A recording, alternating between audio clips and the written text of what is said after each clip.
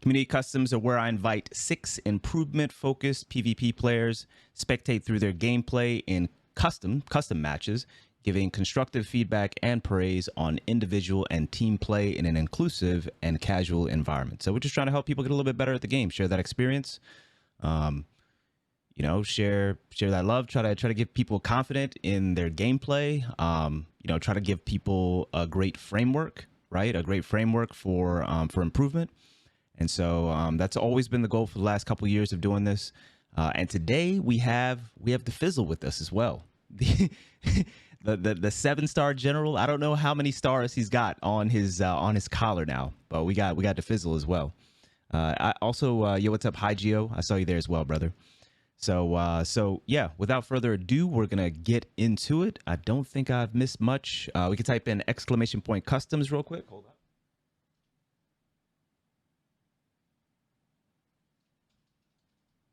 So if you're looking to get involved in the future, get a little bit better, you know, sharing some of this experience gathering, then there goes the information for it right there. Keep in mind that after today's session, it will only be open to Twitch and Ko-Fi subscribers. So just kind of keep that in mind, you know. So I want to just give back to the folks who are financially supporting me being here and that sort of thing, because these are like a hefty session. You know, it's like 2 to 3 hours.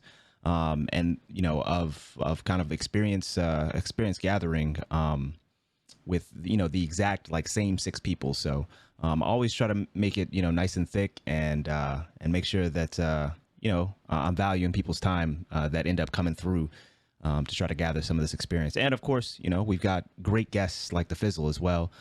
We've had True Vanguard, we've had Lunars a couple times, we've had Nuve. So just a great many of my, you know, very, very good friends, you know, come through to come hang out and bless us with their time. So yeah. So thanks to those folks. Yeah. Without further ado, we got the homie DIFFIZZLE in the building. How you doing, brother? Hello. Doing good. Good to hear. What are you like a 7-star general now? 5-star, 7 stars? I don't know. My mod added a couple arbitrarily at one point. One of my mods said, Gotcha. I don't even know why. It's good. It's good, man. It's good. It definitely has caught on. Like everybody recognizes it. I don't know if anybody else has got that tag. So I think the last one that I saw was 7-star. It's just stupid. Like it's just some. I had some guy get like upset at me one time because he's like, this title is so like arrogant or whatever. It's like, oh dude, my god, it's a joke. It man. is. Exactly. It's a joke. And like, we're in the business of content creation where we're just kind of hanging out with our communities. In the end, a lot of these things are specifically catered towards our communities, right? And so, I mean, if you're not in on that joke, you know, like let it be, you know? Yeah, no, I don't actually think I'm like a general or anything. We like, know. I'm just a kid playing fucking video games in my room. Sam, we know. We all watch your stream, dog. We know the humility is there, dog. So like I said, I wouldn't, you know me and who I vibe with. I wouldn't bring you on. I wouldn't, you know what I'm saying, like call you a friend if I didn't think highly of you and the rest of my friends as well, the rest of my peers that I have in this content creation game. You know, there's a lot of folks, you know, in the content creation game who are just, you know, just here for what they're here for. And I'm not judging that, you know, but I love my folks like yourself, like True Vanguard, other folks that have been here, Lunars, Nuve, that, you know, take their communities very seriously, you know, take the time that their communities offer them and the time that they put out to their communities very seriously, take their leadership of their communities seriously, but also are just here just trying to have fun and share fun with other folks, you know, just help people have a little bit better of a day. So no, I love to see it, man. And I appreciate you. And thank you so much for coming through and sharing your time with us, man, for real. Yeah, no problem. I always like sharing like a small, I started this a little bit with, well, just in general, I always like sharing like a small, is Fizz not streaming? No, I don't think Fizz is streaming right now. Right, Fizz? No. Yeah. Sam's not streaming right now. Yeah, I ended like an hour ago. Gotcha. I always like to share like a small tidbit, like a thing that like I remember folks for, or the first thing that comes to mind whenever I think of certain folks. And with you, Fizz, you are unkillable in sweats. You are so unkillable in sweats, man, for real. There's nobody that I've played against, and I've pretty much played against everybody, right? There's nobody that I've like. Walla is one of the people. He is damn near unkillable because he's just so fast, and with that sniper, he will get maximum damage on you. Like the best you're gonna get a lot of times is a trade if you're 1v1 in him. A lot of times. And so with you though, what I remember the most is I played you on Burnout one time. We were playing sweats, and it's just like, dude, you won't take a fight that isn't in. It's so technical sometimes with you. You won't take a fight if it's not somewhat in your advantage. Somewhat in your advantage. You play your life so well, and this is not a demerit. This is not me knocking you. Like this is me just being like, wow. Like Fizz is just not. That's probably my biggest weakness in competitive play is that. I'm just trying to get into fights. I play way too much quick play too. I'm just trying to get into fights. And so I throw my life away sometimes. And it's just like in competitive play and tourney play, even in, just in trials, a lot of times, like you got to really temper that impulse to do that. And ensure, especially if you are the one trying to lead your team, right? If you're doing like trials help, carries, et cetera, you have to temper that and ensure, that you're playing your life and taking fights and rotating if need be and being patient. To ensure that you're, like I said, taking fights that are advantageous to the point where you can hold that body and keep it moving. So always something that I remember with playing you. Always things that I have to keep in mind if we end up coming up against each other in the queue. So cool, man. Let me see. So if folks don't know where to find DIFFIZZLE, of course, it should be at twitch.tv/DIFFIZZLE, right? 2 F's, 2 Z's, correct? Yes. Yeah, so that's where you can find him. Certainly one of the best, in my heart, in my mind, I think most people would agree, one of the best players of D2 PvP, and for a long time. Check him for trials carries, trials help every weekend. Check him as the 7-star Iron Banner General. Every time that Iron Banner comes up, check him also as the person that I swear will have the longest. Like I run long streams. But I can't touch DIFFIZZLE. I cannot touch Sam. He be running those 48-hour streams like every week, man. So I don't know how you do it. As long as you're taking care of yourself, I support it, man. And like I said, it's just a pleasure to have you here. Yeah. Cool. I think currently Fizz is Commander-in-Chief. I love these titles. I giggle ooch every time I see it. 7-star General. Just please keep on making them up because seriously, your mods are doing a great job with that. It's so much fun. All right, we got Epic Dan coming through with the huge raid. Yo, welcome everybody. Welcome. We're doing some community customs. Let me see. I'm not sure if my mod Hygio is here right now, but we'll get a shout out here in a second as soon as I get things started. If somebody can also type in ! customs, give everybody an idea of what we're doing, but I'll quickly just recap it because it doesn't take very long. But community customs, we do it every week, usually on Sundays, but sometimes we break it out for folks that folks like DIFFIZZLE that may have the weekend filled up. Community customs are where I invite 6 improvement-focused PvP players spectate through their gameplay in custom matches, giving constructive feedback and praise on individual and team play in an inclusive and casual environment. So it's about helping folks get a little bit better at PvP, giving them the framework to work on getting better with or without me, with or without DIFFIZZLE, And so our guest mentor here today is DIFFIZZLE, aka 2DIFFIZZLE. And again, you can catch him twitch.tv/DIFFIZZLE, 2 F's, 2 Z's. And, big love. It's great to have you folks here. Thank you so much, Dan. I appreciate you. Thank you for the raid as always. And we are about to get into it. So how we do it is folks just end up streaming their gameplay. We throw people in custom matches, 6 players head to head. We spectate through their gameplay one by one, and then I just get my notepad out and we take some notes, and whoever my guest mentor is for the day, they end up going first, and then I just follow up with a few notes of my own, and then we just move on to the next person. So just giving that constructive feedback, but also that praise on things that folks can double down on, things that we saw folks do well individually and as a team. So so they know. So right now we are about to spectate through the eyes of Zane. Looks like everything is pretty much set up. What we're doing is the map for tomorrow for trials is Altar of Flame, right? That was the voted map. And so we know what it is. We already know what it is. And so the way that I like to do things with community customs is we do it as a trials format. So that means that everything's good, heavy's good. You know, you don't have to worry about that stuff. You can go ahead, pick it up, go ahead, do you. The only thing is you don't use sunset weapons in trials, so you don't use sunset weapons here, right? Otherwise, everything else is free game, and we go from there. The idea is to prep folks for the most quote unquote competitive, arena of Destiny 2. So that they can immediately take what they've learned here immediately into trials, that weekend. So folks will be able to take whatever they learn here and immediately start implementing those things in trials on Altar of Flame tomorrow, literally tomorrow. So cool. Fizz, we ready? Yeah, I'm ready to go. Cool. Bumbo, everybody, we good? Yeah. Yep. All right, Yep. perfect. All right, I'm good to go. Let's do it. love it. So the last thing I'll say is that, so now since I'm spectating through the eyes, myself and Sam are spectating through the eyes of Zane, Pluto, and Chloe. The opposite team just needs to flip down, to the to another chat, basically, so we don't hear your call outs. All right, sure. That sound good? And then you can just should come. we go to like Scrim A then? You say, yeah, Scrim is fine. And just come back up whenever the game is over. Yep. Sure. All right. Cool. Let's get it. Alrighty. All right. So, Video games. so Sam, I'm So gonna. we- Oh, go ahead.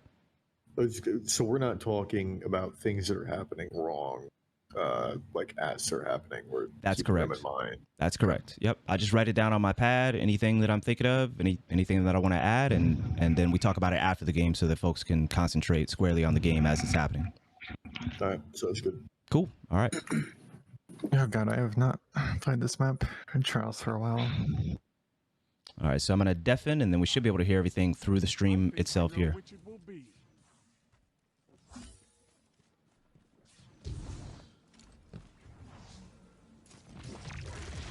All right. I don't think we can hear the comms here, so I'm gonna undeafen. Oh, He's off.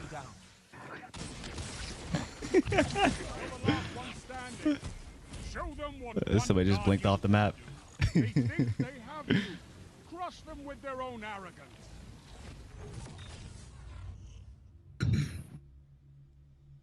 You're down, but not out.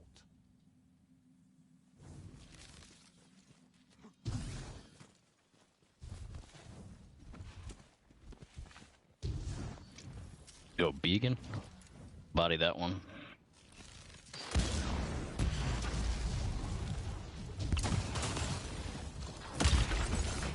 Yeah.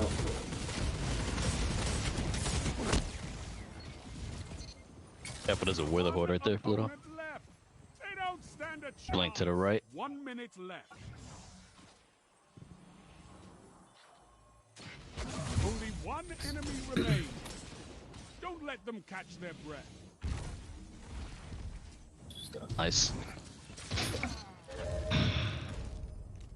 Not one single opponent stands. An utter thrashing.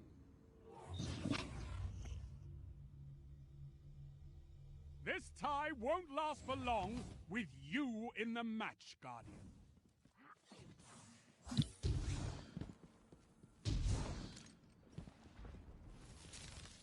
you're gonna hit that flank. They're going for the flank.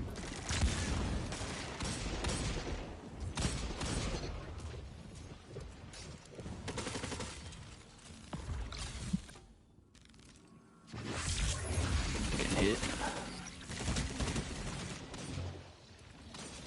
1 minute left.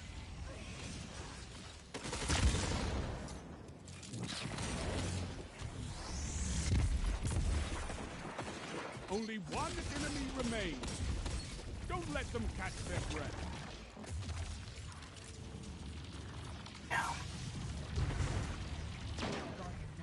He's right around the corner. He's got tower. Let's not all push at once, okay. Your teammate is alone. Let them focus. You've got 30 seconds. Oh, I'm dead here. Oh, JK.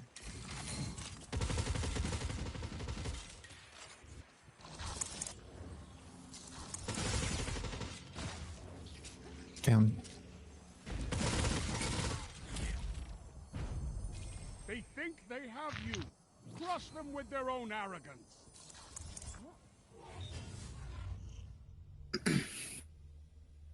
The enemy is ahead, but you can change that.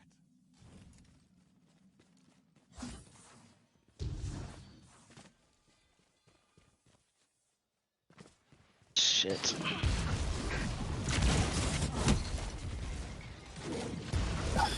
One Full opponent health left. in there. They don't stand a chance. Your teammate is alone. Let them focus. All enemies down. Your team stands victorious.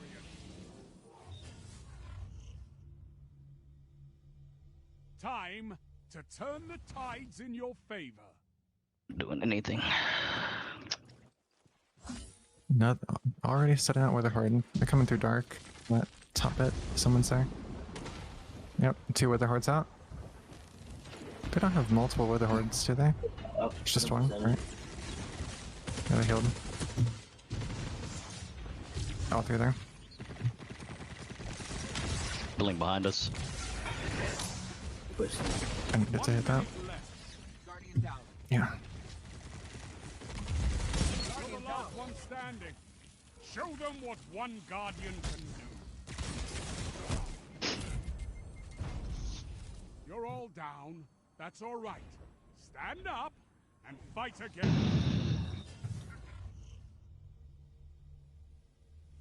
You're behind. Not for long. Time for a comeback.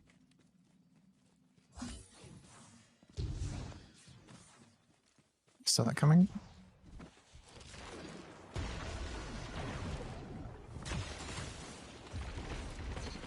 Only Oh. one enemy remains. Don't let them catch their breath. Not one single opponent stands. An utter thrashing. This tie won't last for long with you in the match, Guardian.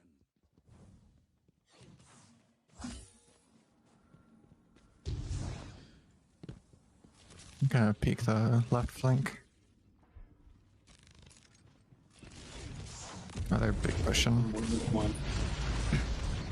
Warlock.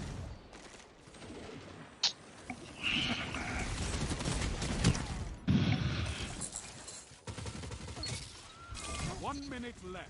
One opponent left. They don't stand a chance. Do you hear that, Guardian? I don't either. Because there's nothing left of them. Victory is within reach. Don't let up.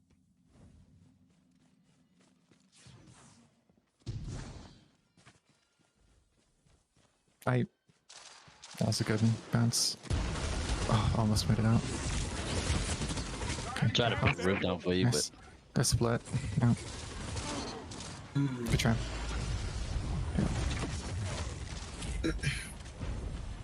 You didn't come here Just to need to try and lose, bait it out next Guardian. time instead Show of them what falling vengeance for it. looks like. This is it. This is where glory is found. This is how legends are made. One's left. One blink left. 2 out there. but 2 there. Healing rift. God. Stay alive. I almost got my. Alright. Couldn't see any of them. That's good. Okay. Easy. Mm. Good job. Close.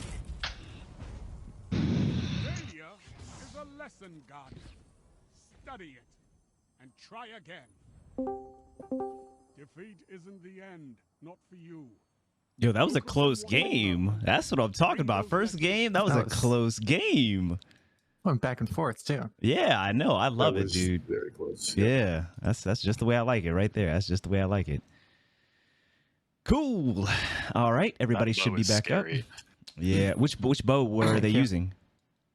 Here, I don't know. Let me I check. can inspect it. Under your skin. I can inspect, man. Under your skin. The craftable energy one from this season. The craftable energy one from this season? Gotcha. Crazy. All right. Cool. DIFFIZZLE, what you got for us? So, what you got for We have Bumbo it. Zane? I didn't do anything. No, it's okay. I mean, it's okay. just right off the bat, instantly communication, like none of it at all. Yeah, we Like, had there was like we had no call outs at all. Yeah, like when you spawn up, you call out where you're going, what you see, and then like when you start fighting, you call out like they used a grape, so you let your team know there's one grape down in the enemy team, so one of the guys doesn't have a grenade. Like you just call out everything, and like there was just like maybe like 2 or 3 like sentences exchanged around. There was one, I think the guy with the bow, I don't remember his name exactly, but he was calling out where he was going and what he was looking at.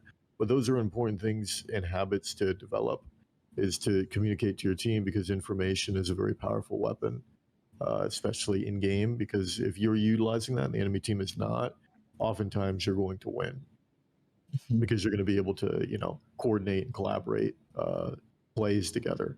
And that's one thing as well, is like, there would be like entire fights going on and like you guys would be fighting and like not be saying anything about what's happening in the fight at all, or like what the weapon the guy has. Like those are also important things to like communicate to your teammates. Like, hey, don't push that guy. He has a Teraba and like he is going to release the beast on you, or I can't remember what it's called because I don't use Ravenous that gun. beast. Yeah, he's gonna Yep. have ravenous beef or beast. If you push that, he is going to kill you in like a second. That's like a free kill for him. Yep. It's like things like that are very important. It's like across the boards, it's like more communication, like across the board. And I think I can't even really speak on like the mechanical end of everything that was happening, because the communication as a team was just not even existent. It's like I can't even like say exactly what you guys did bad as a team, because I like you just didn't talk to each other at all or like coordinate anything. It was just kind of like running at the enemy team, and whatever happened, pretty much. Yeah. And you can't be doing that. You got to communicate. You got to like kind of strategize what you're gonna do or what you might be doing, things like that. It's about developing those habits, because things like that are not going to be habits for like normal players. But if you want to get better, you need to pay attention to like everything. You need to pay attention to ability cooldowns, what weapons people are using, what direction they're looking in, how much ammo they have, small things like that. So, Yeah.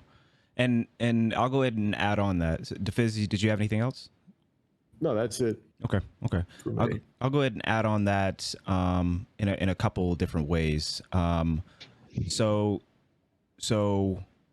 there's a couple different ways to do call outs. I'm trying to be as succinct as possible. So you can try to, call out it really, okay, let me put it this way. It really is about the most relevant information at that moment in time, right? The most relevant information at that moment in time. So Fizz said, when you're starting out the round, it's about communicating your intention as a team. Ideally, an IGL would be best, an in-game leader, so that, one person can kind of call the shots as far as like what direction folks are going to take. And these are most times suggestions. They're not, people aren't trying to be like, dictators out here, but most times they're suggestions, and hopefully everybody can get on the same page and understand why maybe that suggestion hopefully is a good route to take, a good intent to start off with. And then the second thing at the beginning of the round, right, the most relevant information is, okay, this nade has come out. This super is on the board. Things that you kind of got to be cognizant of as engagements begin, right? And then maybe towards the end of the round, it's just like Sam says, it's like, okay, this person's got, the Teraba, this person's got Ravenous Beast. And one too many times myself, that's just not a weapon that you want to slide into. That's not a weapon you want to push into. And that kind of leads me to something that I wanted to say specifically for Zane is make sure you have a sniper on, right? That means that you have to make sure that you're creating space. You have to be good at creating space, shutting down people as they rush you and creating additional space so that your weapons can be effective. And you are not at a disadvantage on a shotgun push, for which you don't really have a lot of tools to prevent, right? Now flip that also, and I'll say that the best thing that I saw you doing was using your kit. You were using the hell out of your void kit, and I loved it. I loved it. You were making sure that you were using your melee at range if need be as well. You were making sure that you use your nades, you know what I'm saying? At the beginning of engagements, there was one time where it was a 1v2 at the end of a round, and you made sure that you actually dropped your grape first before you ended up trying to tap up somebody with your nade, you know, to just get that TTK down, because you knew that one or two other people were going to continue to rush you. So continue to use that kit, because you were doing a great job of utilizing that void kit. But it really is about creating that space. There was one time where one of the later rounds, I think it's the same round that bubble got popped, and then immediately after that bubble got popped, somebody threw that Nova into the bubble. Beautiful play, by the way, because you got your Nova. Can I ask, whoever threw that Nova, what is your intellect? Because Actually, it's just 50. It was Chloe. It's yeah, just Chloe, 50. it's just 50. Yeah, that's crazy. I was fragging. Yeah, I you wanna were. I want to get higher in elect, but Yeah, you were doing it. LOL. You were doing a Destiny. great job, because you ended up getting it. Yeah.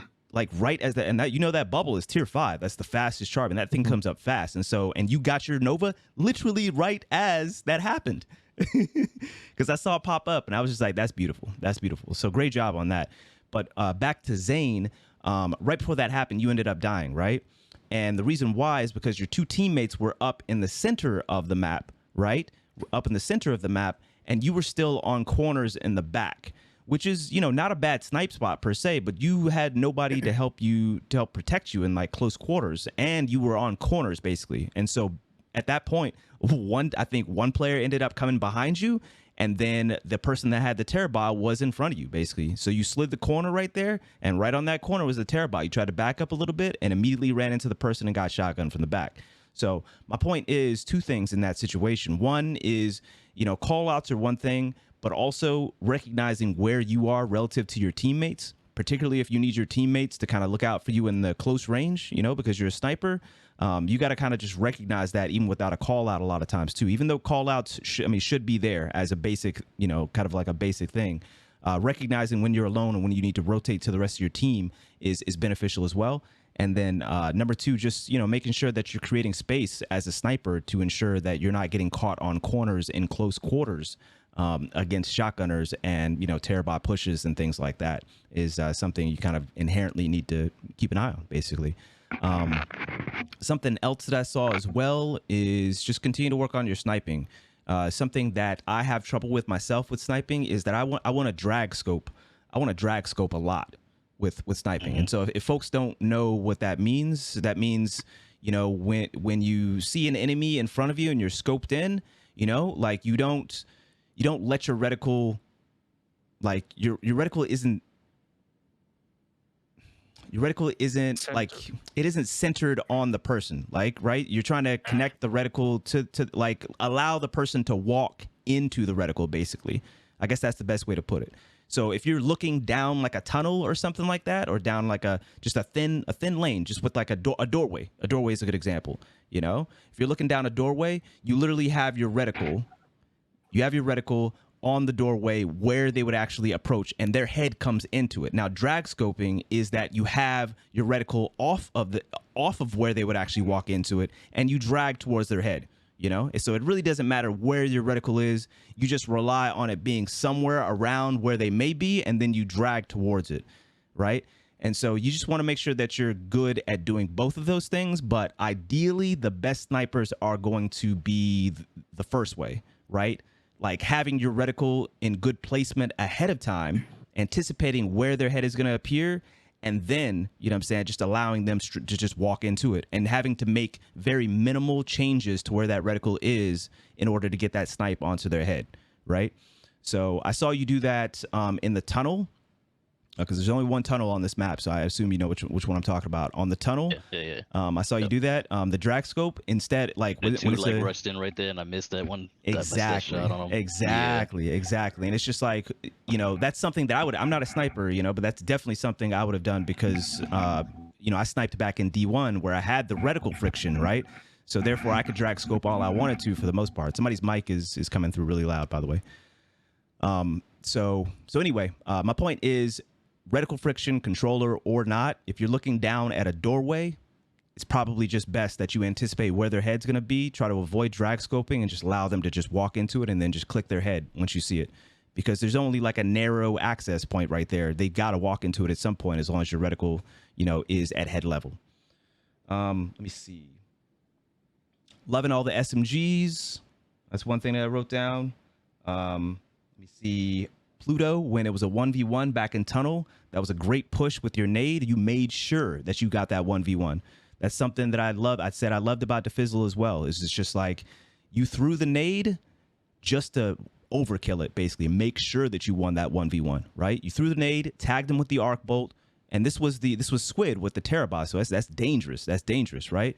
And as soon as you got the tag with the arc bolt, you mapped him with your shotgun. Took care of that round. That 1v1 was done.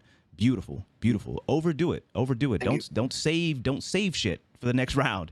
You know, don't save shit. If you end up winning the round because you ended up throwing, you know, using an ability, then that's a dub. If you end up winning the round because you use your super, then that's literally the best use of your super, is winning a round with it. So overdo it, and then just worry about, you know, the next round when the next round comes up. But you won the round, so. Thank you. Yep, I said it before. Excellent use of that Nova on the bubble. Let's see.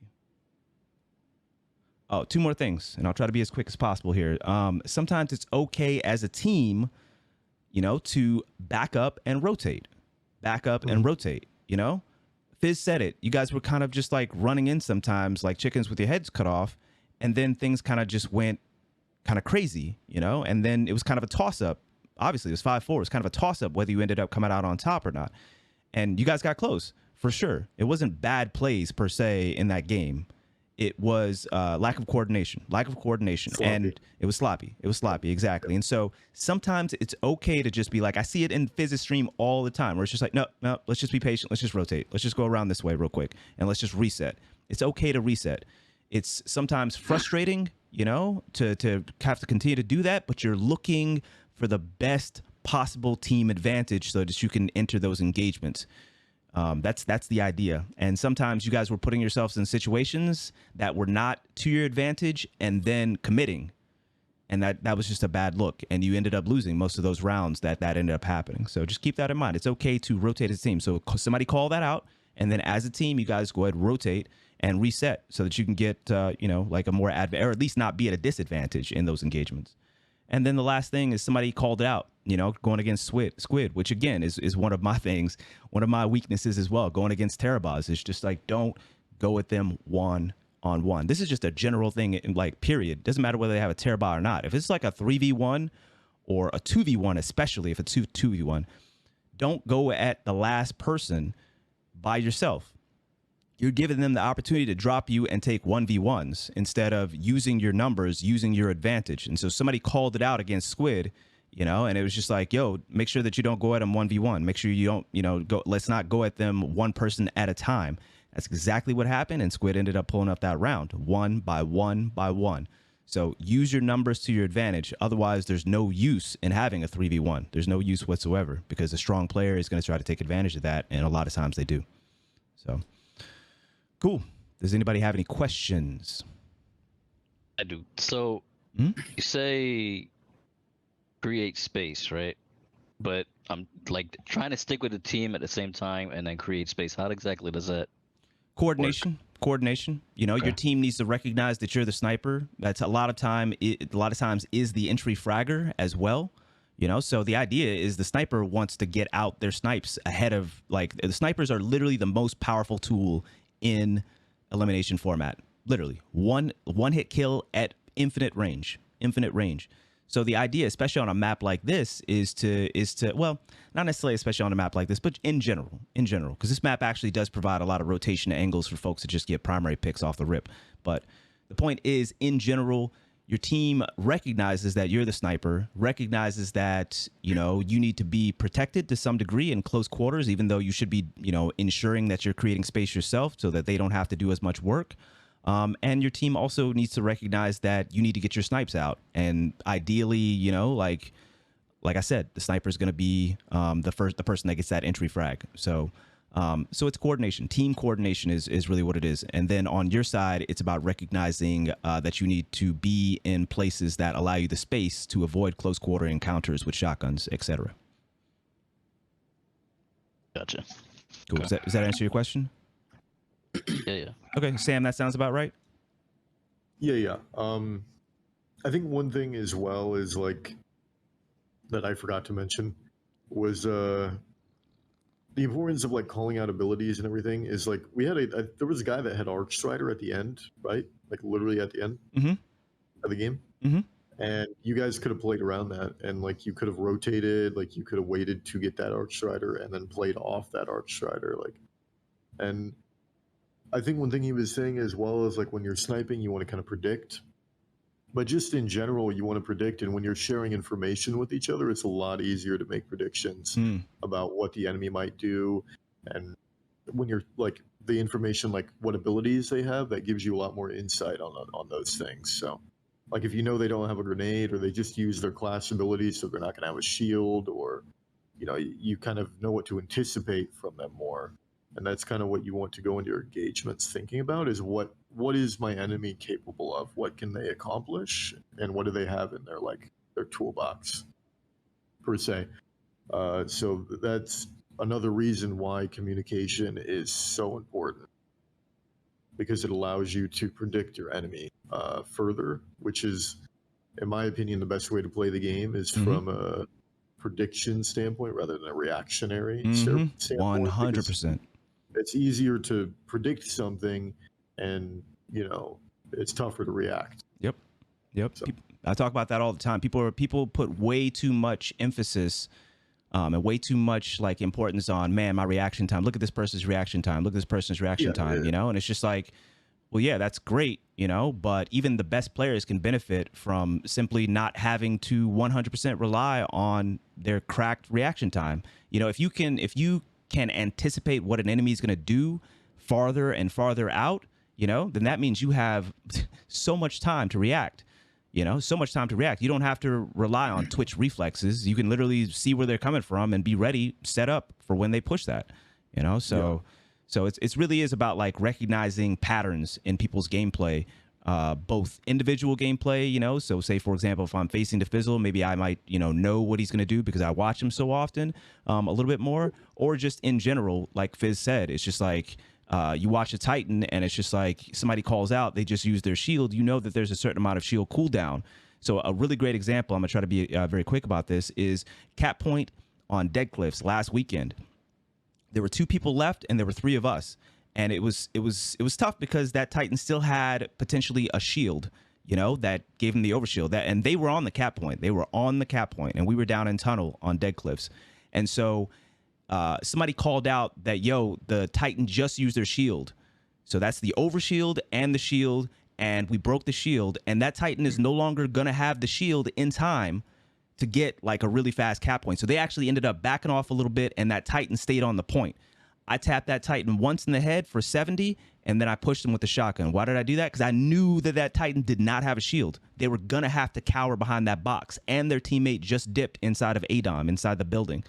So again, my point is, and just like Sam said, you know, if you recognize, you know, like what tools and what in their kit they have available and not available to them, then you can more accurately make, you know, advantageous pushes in order to eliminate them without the worry of, something strong in their kit being used because, hey, they just used it and it's gone, it's gone. So. Yep. Cool.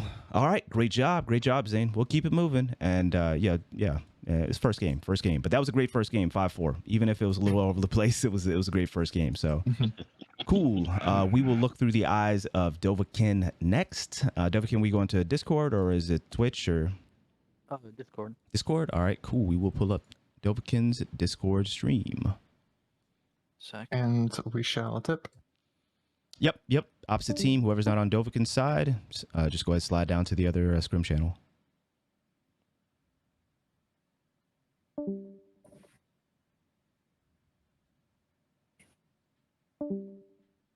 Portalus.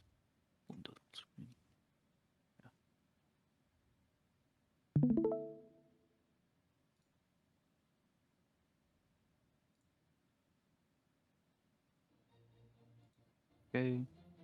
All right, cool. Let's get it. Oh yeah, that's right. Oh yeah, the pixels, baby. Hell yeah. Pixels. Yep. Oh man. Oh yeah. Is it that bad? I mean, you know, 480 is pretty. I mean, you know, ain't nobody used to 480 anymore. We ain't back on Nintendo, you know. But it's cool. It's cool. It's fine. It'll do. I'll try the first round on 720, see how that goes. No.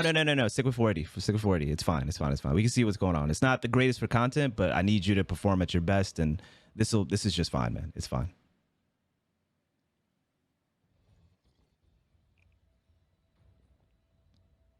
Elimination. Good luck.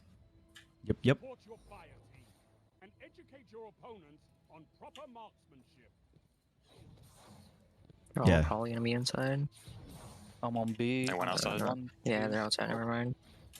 So this is always a thing, and I can't wait for us to get a spectate mode for like customs. I'm talking to stream right now. I can't wait for us to get a custom mode. I'm sorry, a spectator mode, One enemy remains. Don't let them catch their breath.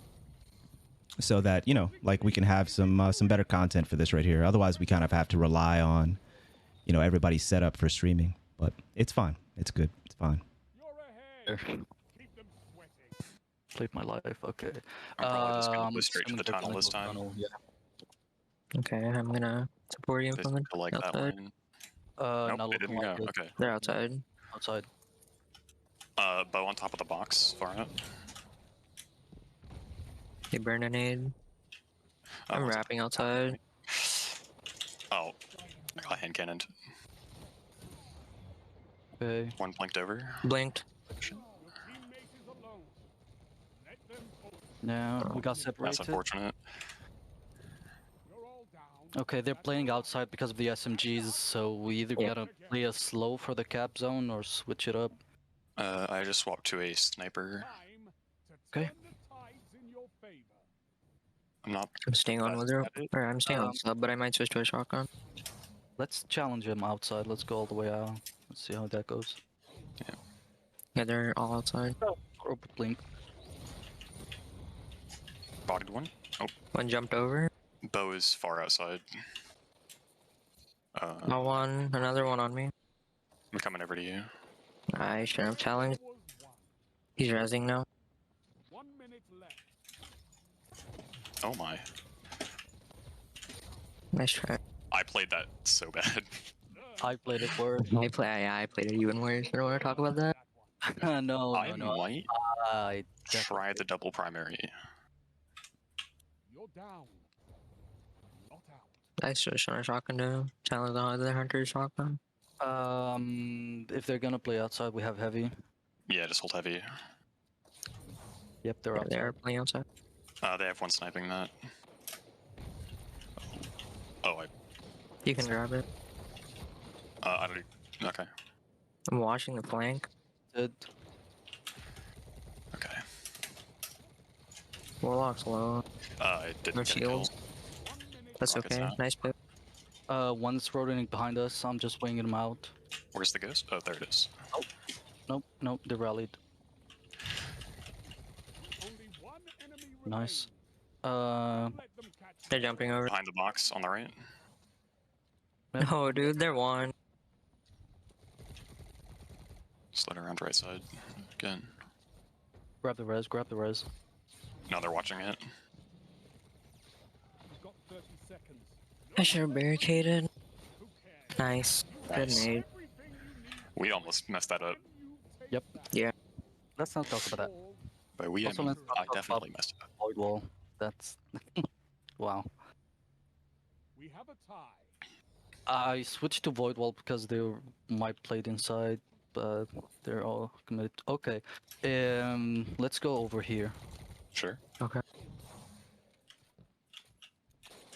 Right. With the bow. He's wrapping around. They blinked left. I'm gonna try and pinch him. One absolute.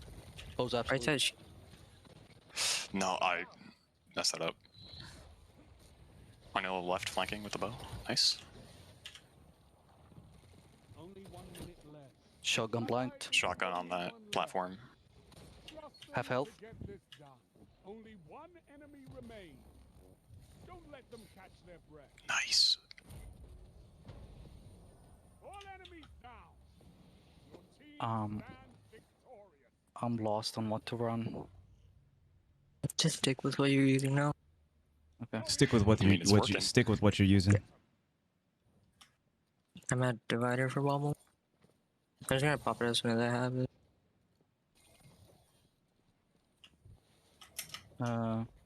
They're sticking. Playing really far back. Yeah. Yeah. I'm just gonna wait on my nade. We can do cap zone, right? I have eyes on too. Sniper burned her if. Watch the flank. There's one crouched here. I'm watching playing. Only 1 minute left. They're coming through B. Okay. Warlock's watching over that. They're just rotating back and forth. Yeah. I have I'm going bubble. to use Squid, alone. can you come back? I got a ghost. I got a Good ghost. I'm gonna die. Yep. Only one enemy Ghost is far outside. They know, but Oh, okay. I'm dead. catch their breath. Your team is down. there's a buddy. on Dude, they get the Nova so fast. The rest finished. There was a void soul on you. It finished. It still kept going. Oh, I don't know then. Yeah, I did not read my radar well enough. I'll just try and stick with you guys. You did well by pushing, but you should have Well, just let us I- know. Yeah, I got the pick, but I was like on my own, and they just killed me. There's one one's close, too on close. the table in a rift. Blue to the left. Warlock's low. Got Going. Warlock. Knock from behind. Is the only one left. Oh, is it just the one? Trust them to get this done. One You can play red. Taping in. Nice, dude. Oh, yeah, you pushed him. Man, these are some really good His teams. shotgun This is is, literally useless. I'm just gonna stay on the this is some really good teams. This is Yeah, really, Shield this is really saved me good. on that one. These games are close. You're using right. Yeah. Bring this home, Guardian. I'm not on Howl of the Storm, so I don't get a full over shield, but it's still. Will Okay, win they're either of challenging the stairs. those. Bo peeked, I tagged him twice. I'm behind them. Two on Got stairs. one. That's the bow. There's one to the right. Got him. Got him. On me, half. A little over half, wrapped around. Nice. Nice. Is this really Nova Bomb? Turn the tide. I love it. GG. I may have overestimated GG. your opponents. No matter. Yo, good job. Given them Good something game. Good game. These games are close. I'm GGs. loving it. I'm Dude, you loving need it. to stop Novaing my bubble every time. It's optimal. Just get it Not a quicker. fan. Get it quicker, and I won't be able to Nova it. Just shoot the Nova. Easy. I swapped to Yeah, shoot the higher Nova. intellect loadout too. Dang. All right, Sam, what you got for us? I think I feel like comms were good that time for this team. I think comms were definitely good. I think that they could be better though. There was certain pushes that were made that were not communicated. Like I think it would be Squid. I think Squid. There was like one round where like Squid, you like pushed around out towards dunes, and you got hand cannoned. You know what I'm talking about? You remember that? Yeah. Yeah, and you could have like called like I'm gonna push out to dunes. You know, someone want to push with me, so like maybe you have some help there. Just things like that. But definitely good communication like overall, but it could be tighter.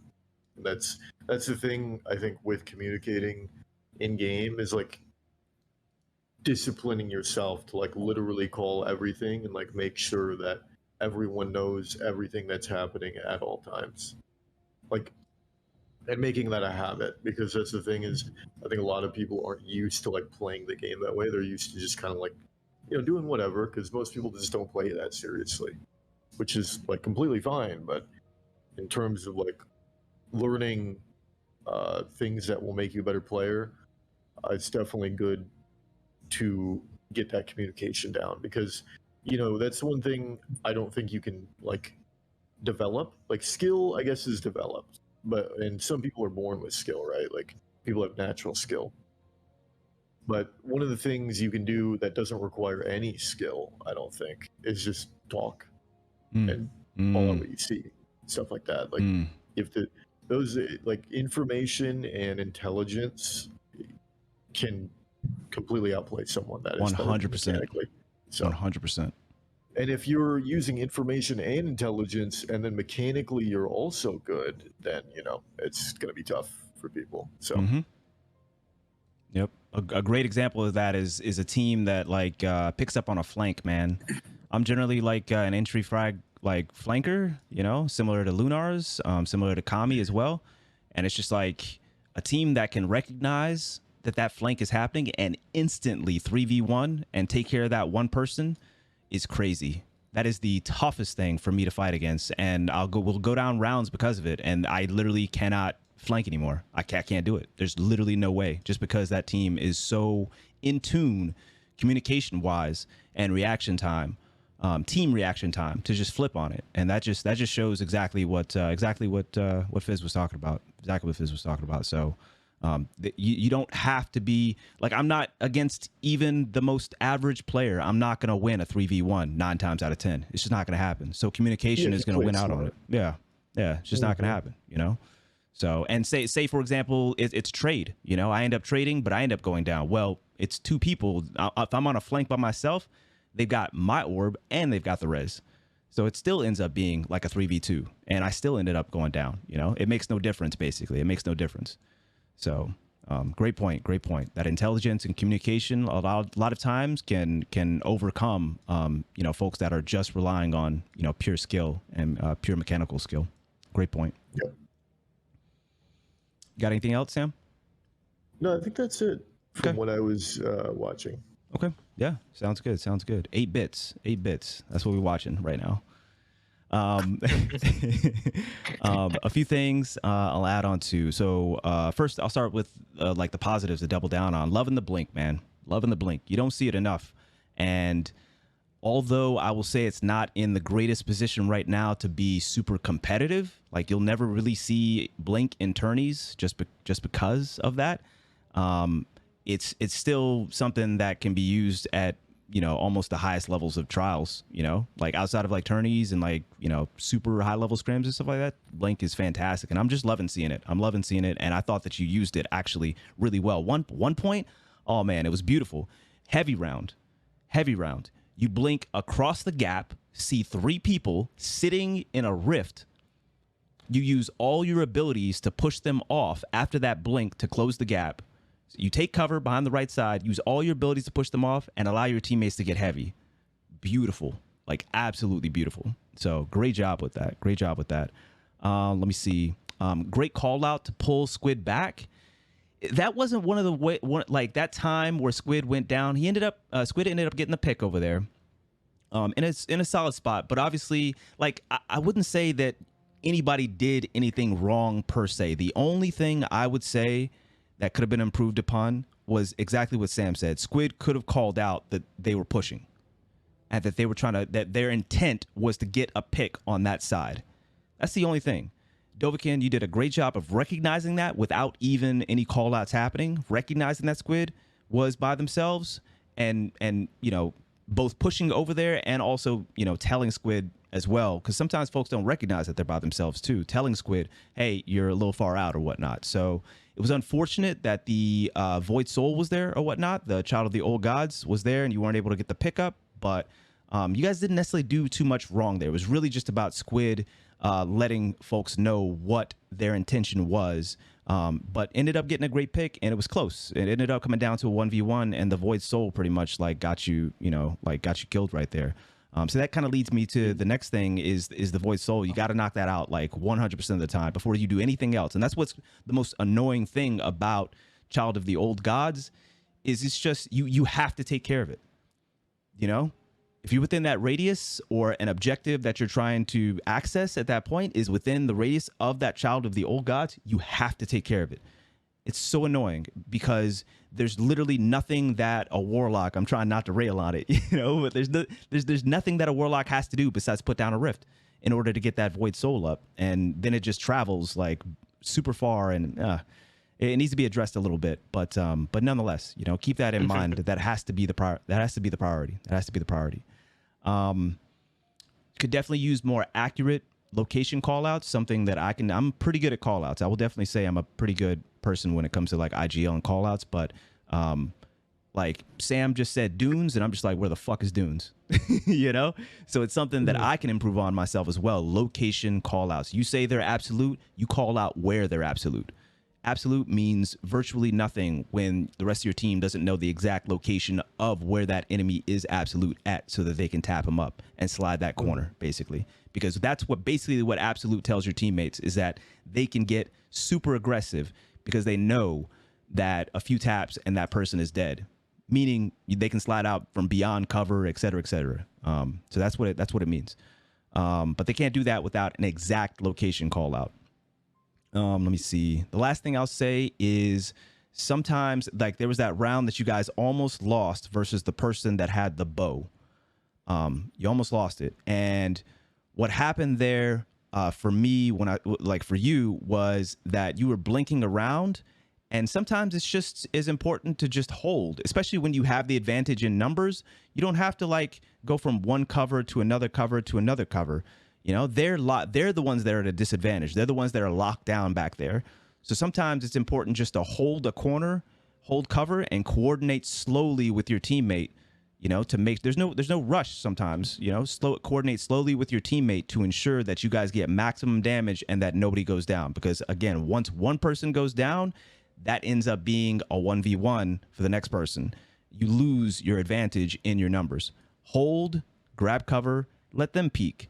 Then once they peek, you guys tap them up in a coordinated fashion, as opposed to, like moving around too much, and then, that's what ended up happening, moving around too much. And then your teammate got dropped because you weren't able to put pressure on them at the time because you were moving. Cool. Any questions? Screen, Yeah. Just to mention it, just to clear it up, I'm pretty sure you noticed it, but the revive wasn't resetting because of the Child of the Old Gods, I assume. Yeah. Mm-hmm. Yep. And that's why I committed to it, but after it completely finished, it just didn't respawn. Yeah. Yep. And it was probably still because of the Child of the Old Gods. Yeah. And that's why I say it has to be the priority. The Child of the Old Gods, you've got to knock it out. Because it'll just prevent you from, that tether, like everything, it just prevents you from doing things. So, yeah. Yeah. Cool. Anybody else got any questions, any comments? I think I'm trying to think. Yep, take your time, Sam. So You think you're trying to think? Yeah, so I'm thinking, I believe it was in the first round is what I was referring to. When I blinked off the map. I didn't even see that. I think what you did wrong on that one. I don't think we need to actually point that out. I didn't see that. Oh, I did. Do not do that. That is not good. I sent the child over. He's a good child. He can manage. Oh my god. But the round I was referring to, I think, was literally the first round. Like he pushed the round. So Dunes, by the way, is kind of in that area where the child got, like where he was getting that res. That's Dunes. Okay. Or that area is like Dunes, initial Dunes, like Dune stairs. Or you could call it, I think it's the A flag on that map. It is A flag. That's correct. Yep. It is. Yeah. So you could use that for call outs. Yeah, that's an easy location call out, by the way. I do that all the time. ADOM or, A flag, A point, whatever. You just call them out based on the control points. Yeah.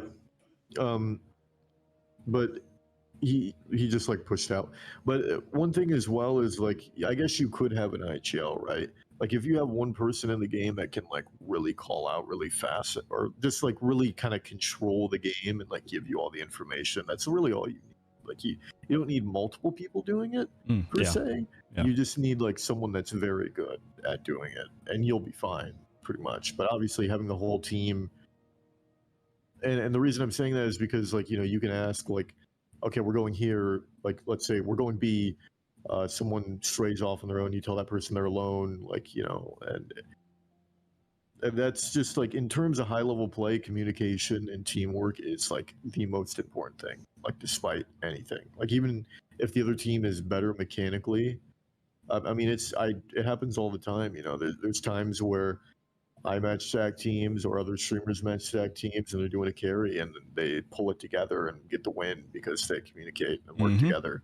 Whereas the stack team probably oftentimes underestimates that and they, you know, don't anticipate the teamwork and the coordination off of a carry team. Yep. 100%. 100%. And even if, you know, so say for example they check the stats and, you know, like they're like overzealous, whatever else, like a lot of times like we ended up coming back from like a 0-4 on Exodus Blue because of two things. One was that whenever the flag was down bottom, I literally called it out. I'm like, yo, everybody, this person is going to slide up top. They're going to slide this staircase right here. Every single time they're going to slide this staircase. All we got to do is just knock that one person once they slide it. That happened at least twice. We got 2 rounds off of that. And the other rounds we got off of that was because the strongest player on the team was a warlock that just had an ego, you know, and I'm not saying this in a negative way. I'm just saying this in general. Like, had an ego and just was floating the entire time. And it was predictable. And so I'm just like, this warlock is going to float every time. Every time you see that warlock, ping them. They're going to be floating. Just wait for it, you know? They did it every single round, and we won the game because of those 2 things, those 2 call-outs, you know, won the game. And so it's just like, Sam is right. It's just like intelligence, call-outs, recognizing patterns, and then feeding that information to the rest of your team so that you guys can take advantage of weaknesses that you see, or just, you know, take advantage of patterns, predictable patterns that you see in the enemy team.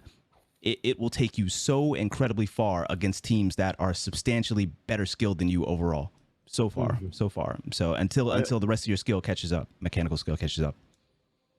I think as well for like be willing to like switch up your weapons. And I think with the team we just watched, Dovahkin's team, they were willing to switch weapons. They were talking about that because that's the thing is every loadout is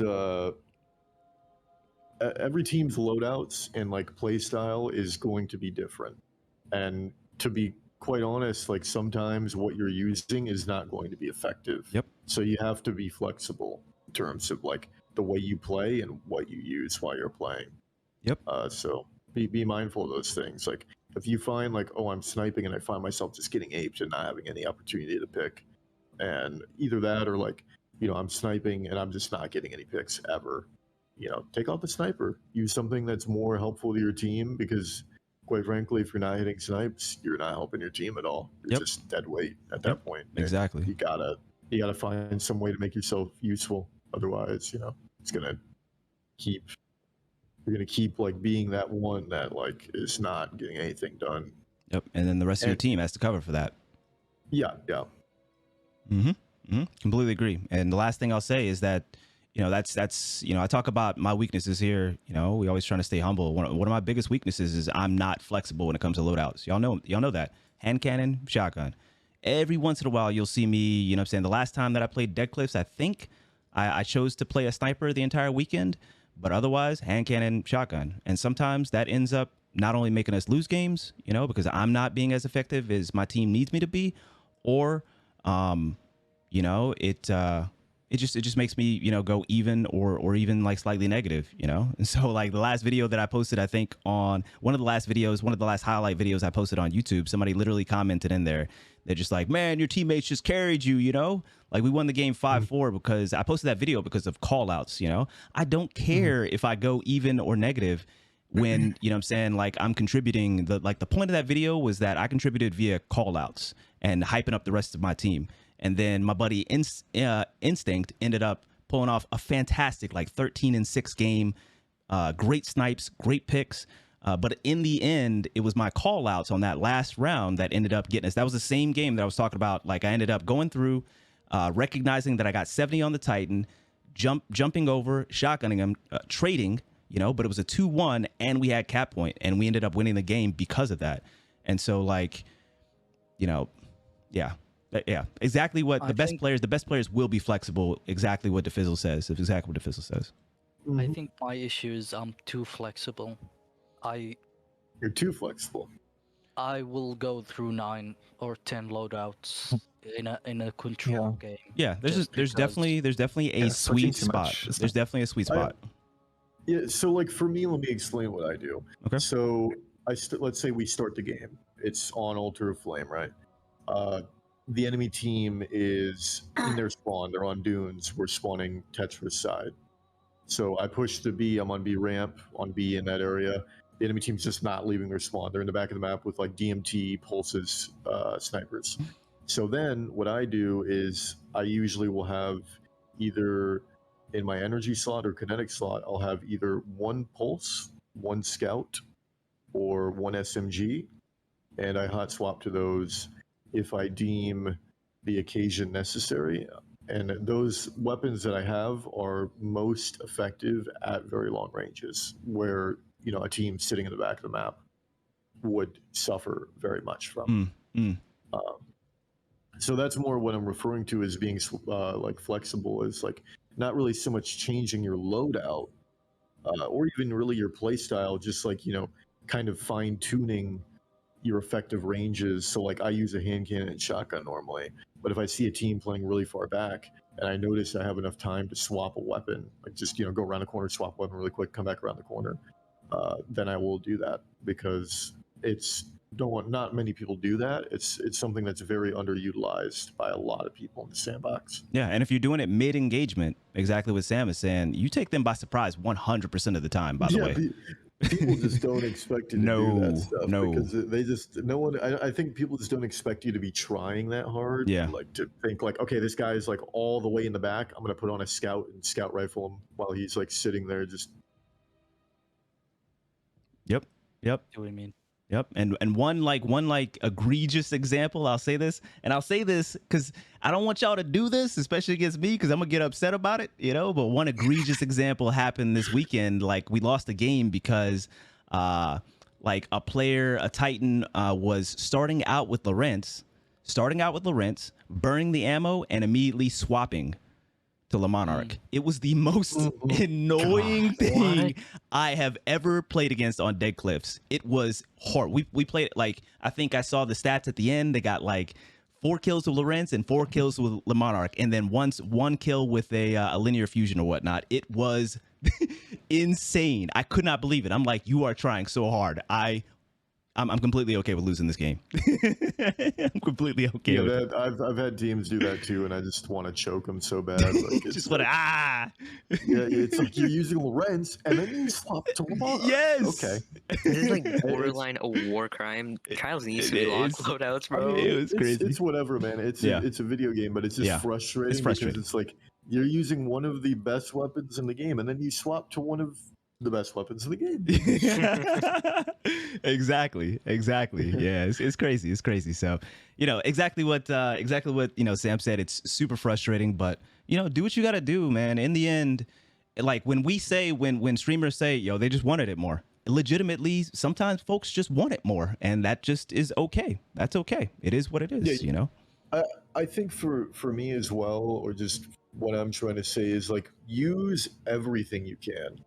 Like, if you are wanting to win, use everything in your toolbox. True. That can be other weapons that you don't even have on you right now. And that's what I mean by being flexible. True. Yep. It's up to Bungie to balance the modes. Otherwise, exactly what Sam said. If you want to win the game, use literally everything at your disposal. And It's in the game, it's fair game. Yep. The most flexible people will end up doing it. At least in trials, when there's no rule sets, yes, that is the case. If you're playing in a tournament and you pick up power ammo, you're probably going to get banned. Well, unless you're Calico, he just keeps doing it. Everybody keeps on inviting him back because everybody knows he's a troll. Yeah. Yeah. Unfortunately, my definition of flexible is switching from one SMG to another SMG. That could be good, actually. That could be good because, for example, like if you want a longer range SMG, you'd want the trials one, I would say, rather. Shahira's versus Multimac. Yep. Yeah, but the thing is, Multimac's pretty long range too. So, but it has a higher RPM as well.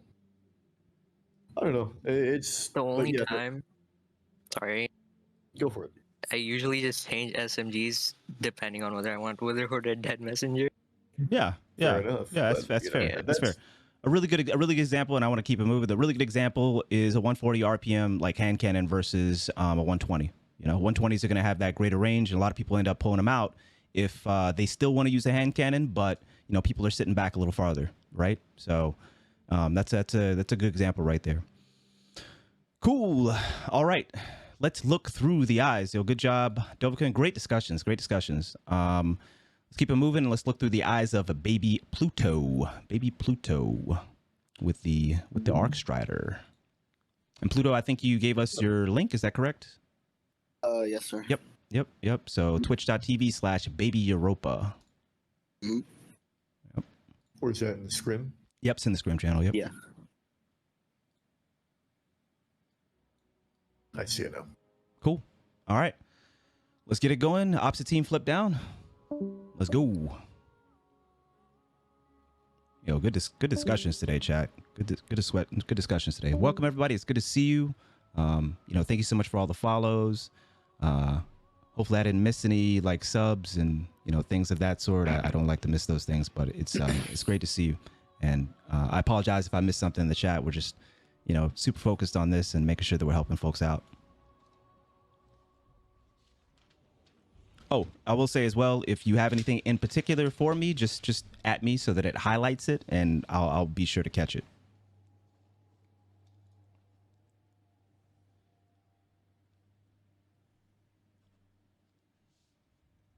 All right, one of them's running a scout.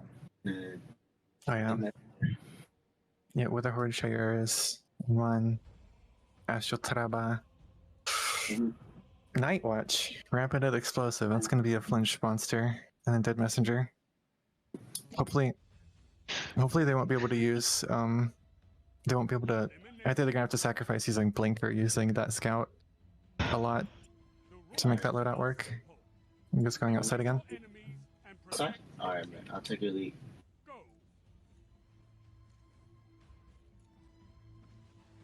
Baited.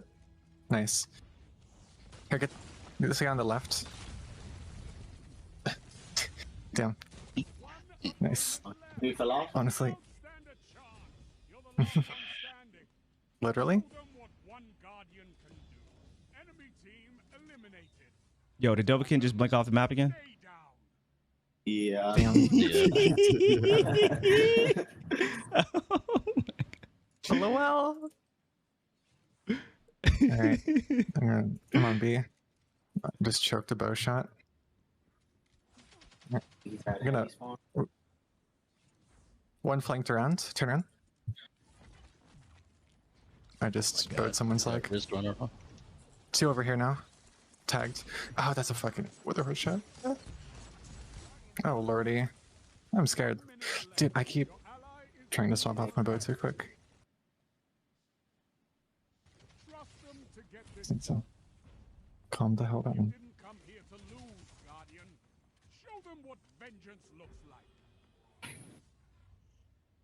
Alright, let's keep it outside.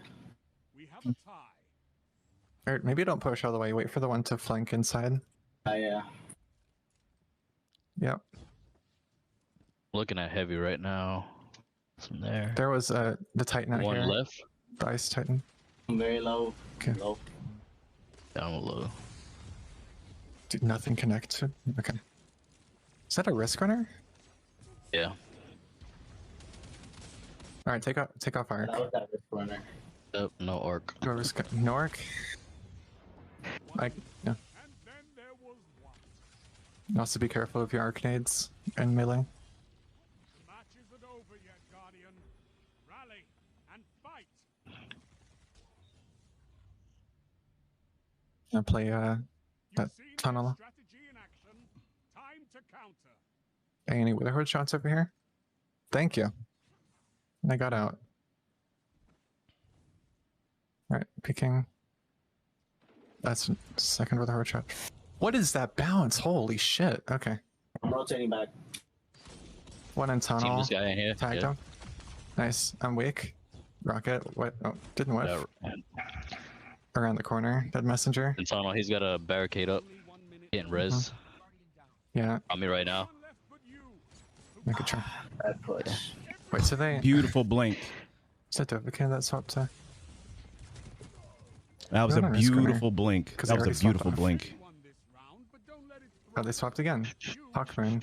Up to Title. Hawkmoon and the Squid switch to Hawkmoon. Yeah. Taking that that advice to swap to heart, for sure. Oh, one dead messenger shot out, one with horde shot out.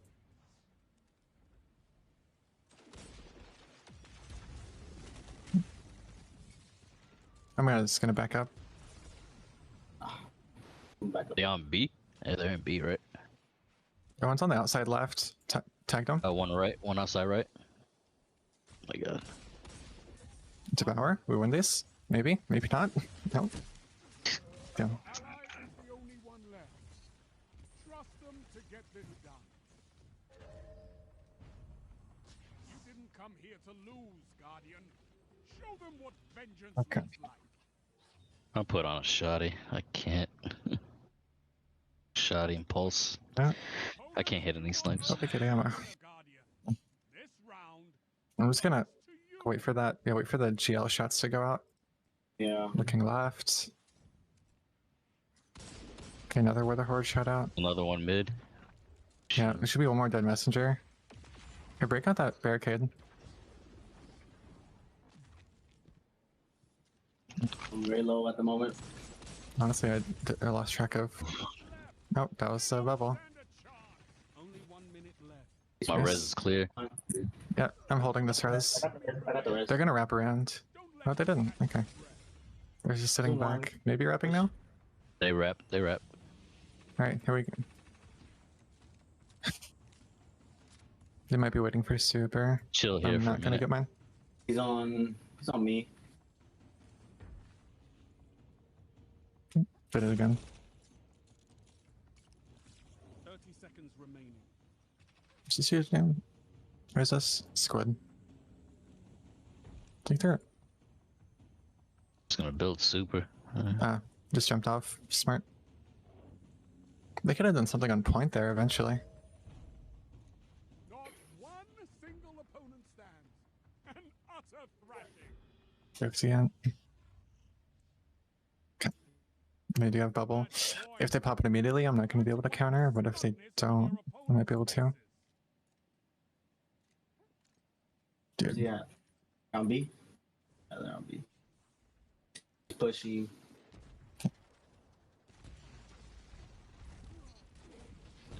I'm just going Yeah, for but this one right great. here. Traded. Oh, One opponent left. Stand a chance. I always forget to look at the Let them focus. kill feed whenever I'm in the middle of a 1v1. Lesson, Guardian. Study it. Try again. This defeat, drink it in, accept it, and then shake it off and fight again.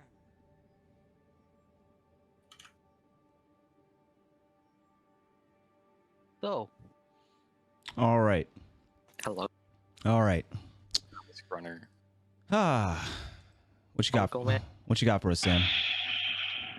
I think that game communication was a lot better, like a ton. Like, we got a lot more than like 3 or 4 sentences in that game, and that's like great, honestly.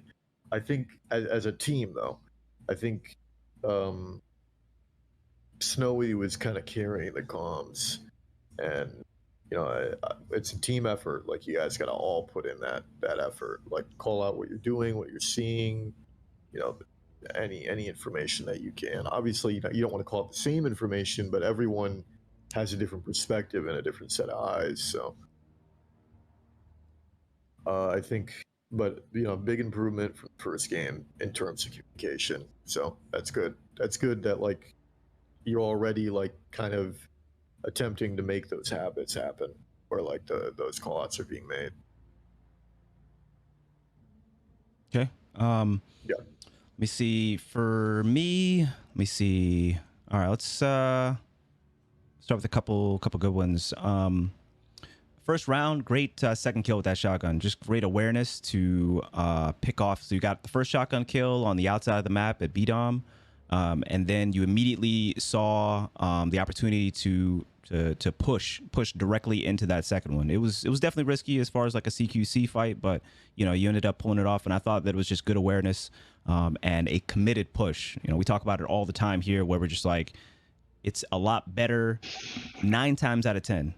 Honestly, damn near, but 9 times out of 10. I'll call it 9 times out of 10. It's better to be decisive than to be hesitant about, you know, like a decision or a push, you know? So it's just like a lot of times you end up taking an L, or you end up, you know, becoming a... Hesitating doesn't help you, is all I'm saying. Hesitating doesn't help you most times. In a situation where things are happening fast, you make a decision and you commit fully to it. And 9 times out of 10, that's going to do you better than hesitating and second guessing yourself, like mid engagement, especially when it comes to, you know, getting something done after a first kill. You know, people a lot of times tell me, you know, Tony, it's you know, what I love the most about your gameplay is that second kill or that third kill. You know, it's because I commit fully. I see it on the radar, and then immediately I'm thinking about how am I going to push that person, and then I just commit to it. I make a decision and I just commit to it. And then the same thing happens for the next one after that, the next one after that. And sometimes that can be punishing, right? Because you have to hit your shots a lot of times on that second, third, fourth kill, et cetera, in order to continue chaining kills. But as you continue to practice that, you double down on what works, and you throw out, you know, what didn't work the last time that you made that push. And you slowly but surely end up getting better, both with your mechanical skill, but also with how you end up pushing that second and that third and that fourth engagement. So just a great job with that, in my opinion. Good job on that one round where you guys ended up winning, where the Titan ended up jumping off the map. Good job on getting taps on the Titan, and then, you know, not committing to that fight at that time, playing cover, but not committing to that fight to the degree that you went down. Because at that time, I believe that you guys had a teammate that went down on the stairs, and I think it was a 2v1. If you would have gone down right there, there's a good chance you would have lost that round. A good chance you would have lost that round. So it was just a fantastic job of playing cover, getting 2 taps on the Titan, calling it out, but making sure that you stayed alive. Because what you don't want to happen is a 1v1 right there. You don't want to lose your advantage with the numbers. So I thought that was one of the best plays that you made all game, just being really in the moment and mindful of that. Let's see. Man, I'll go over a couple more. One, the last thing that I have specifically for you is your early reloads on your hand cannon. Get out of that habit. One of the ways that it hurt you specifically was on B-Dom. You ended up getting 70 on one of the Titans that slid to B-Dom. That Titan went there every time. Then after that, you ended up getting a hit on 2 of them at B-Dom. One was the one that you got 70 on initially, and another one was, I think, a Titan or whoever ended up coming to B-Dom to help them out. And so they were squarely on B-Dom. One had to be absolute. Had to be. It's possible they may have popped a shield, et cetera, It does not matter. You traveled to the bottom of the ramp on the left side of B-Dom, and you started reloading your hand cannon instead of just peeking that and seeing if you could pick off at least the Titan that you ended up getting absolute. Because again, you ended up getting 106 with the arc bolt, and you got 70 with your hand cannon to the head. That Titan had to be absolute. So your early reloads were hurting you the entire game. Try to get out of that habit. Because, you know, you literally reloaded with 9 in the magazine, and it hurt me to see. The last 3 things, let me see. 2 of them are related to the same thing. This other one is not. One thing that is helpful for me, and it was this last round. And it's helpful, I imagine, to other folks, is if you're dead. I mean, I've said this all the time. The larger concept is if you're dead, your number one job is to use the different perspective that your dead ghost gives you and the perspective of other people, because you can spectate through your teammates, right? To give relevant information, succinct, concise, relevant information to the teammates that are still alive. One of the best call outs, in my opinion, is when you have a 1v, like the remaining people, the remaining person has like a 1v1 or a 2v1. odds, because when you're in the mix of things, you know, things are going by so fast. I literally don't have time. I'm looking at my radar and the gameplay in front of me. I don't have time to look up on the top and see that, you know, it's a 1v1 now, you know, because you're going to play a 1v1 differently than you would a 1v2, right? Et cetera, et cetera. You're going to play a 2v1 differently than you would a 1v1. And so letting your teammates know that now it's a 1v1, now it's a 2v1, now it's a 1v2 is super helpful, so they don't have to look up there. An additional thing that they don't have to get their eyes, they don't have to, you know, like swap their eyes to, is if a super comes up and they don't realize it as well. So an enemy super comes up, oh, now they got a bubble, you know, keep that in mind. So just things like that are super helpful because, like I said, in the moment, I'm pretty much looking at the gameplay in front of me and I'm looking at the radar. I don't have time, especially in a 1v2 situation, for example, I don't have time a lot of times to recognize that, you know, something happened with regards to odds or something happened specifically with regards to supers.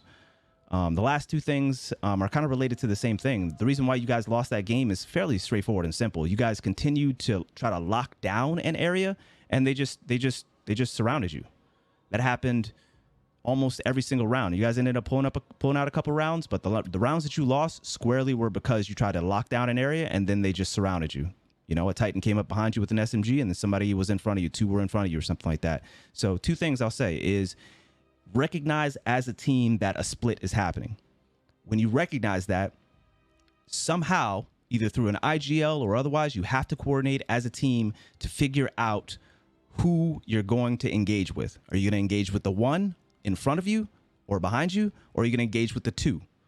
And then you commit to that. Now, when you commit to that, you have to make sure that when you commit to that, that you're using cover behind you so that you don't get you know, hit from the back while you're trying to hit the person in front of you, right? But either way, you flip on, ideally you flip 3v1 and flip on the one. So that Titan that continued to go on the outside of the map to B, you literally bum rush that person 3v1, hold that orb, and then, you know, turn around to the two. And you really don't have to turn around like fast. Just grab cover, grab your health. Those two people are going to be super hesitant to push you now that it's a 3v2, right? It's a 3v2 in your advantage. So generally you're going to have a little bit of time to like recover. But what's important is that you flip on them and you ensure that your back is covered, you know, by some degree, some type of cover, so that you don't get pushed from two sides and take damage from two sides. That's what happened. That's what happened. I think every single round that you lost is you tried to hunker down in one spot. So the last thing I'll say about that as well is the longer that you try to hunker down and hold down one position, the longer you give the enemy team to come up with a plan to surround you. And that's why it's so important to not necessarily, especially on a map like this or like Javelin, or maps like Cauldron that have like access points from different angles. That's why it's so important that you just keep moving and that you don't allow the enemy team to know where you are at all times by trying to hold down a spot. Now, again, like that's why Dead Cliffs sometimes is a little annoying, right? Because it's literally what 2-3 lanes, right? And so it's actually quite tough to flank on that map. And so you know, it's easier for teams to literally hold down a spot, But when you have a map like Altar of Flame that's like super wide open, it has so many access points to different positions. When you have a spot like Javelin, when you have a spot like Cauldron, et cetera, where you can get hit from multiple angles, you know, you definitely have to kind of like keep that in mind. And I think it's just good practice in general to always kind of just keep the enemy team like on their feet, you know, on their heels. But don't make it easy for them by just like sitting in one spot. And that's what ended up losing you the game. So just coordinate as a team and keep it moving. And hopefully that makes sense. Cool. Sam, you got anything else to add? I understand. Don't blink off the map. I didn't blink off the map. I blinked face first into the map. Okay. My knees shattered. Well, don't do that either. Well, Don't die. that's up to Bungie. No. That's up to you. You're using blink now, man. If you blink into a wall, you have to recognize that is something that might happen. I blinked upwards. All I'm saying is that one's up to you. It's in the game, you know, right? So you gotta be cognizant of it. I know some things are out of our control, but try to do as much to avoid that. That's in your control. All right, cool. Next Literally we just fell are and died. we're looking through the eyes of Terrorboss Squid. So Squid, we're looking through a Discord stream, Twitch stream. What do we got? Yeah, I think it's going to be Discord. All right, sounds good. Let's get it. And we are looking through the eyes. Opposite team, go ahead, flip down, and let's get it started. Let me know if I should change the stream quality or something. GLHF. Looking pretty good to me. Okay. The worst part is I had that round and I got 2 kills. With dead messenger. If you Blink is working as intended. Your brain on blink may not be. Yep, it's true. You gotta accept all of it, you know. So it's just like, if I'm banging my head on a ceiling, you know, as a hunter, and you know I'm dying because of it sometimes, and that doesn't really happen. But nonetheless, if I am, then I have to be kind of like cognizant of that. It just kind of is what it is. Is what it is. Gotta know all the kind of like ins and outs of whatever movement mechanic you're trying to utilize in this game for sure. my inventory. Okay, I switched to Lynch Bringer. I'll blink to B and see how they're doing. Okay. Yeah, they're one challenging inside, divider. 2 inside. Challenging divider. I hit one with Wither Horde. They're really low. One came right side. 2 right side. I'm 1. I'm gonna die to the child. Oh, jumped over. Yeah. They used a scatter nade. Yeah. One's aping it. Oh shit. Nice. He's running back to a res. You can grab a res. Oh, the other one. I Nice didn't see try. the other one. Oh, there were 2 of them. I did not realize there were 2 of them. You know how after you get killed, you don't have control over the camera? Yeah, Yeah. My bad. it happens. It's okay. I'm just gonna rush tunnel. Yeah, I'm gonna go with you. Oh, I'll be a third. Got 2 on my radar. I'm hit by the bow. I got blunted. Bow's blinking in. I missed my swap. It's on me. Bow's on my res now. Nice. No. Nice try. I got picked really early there, sorry.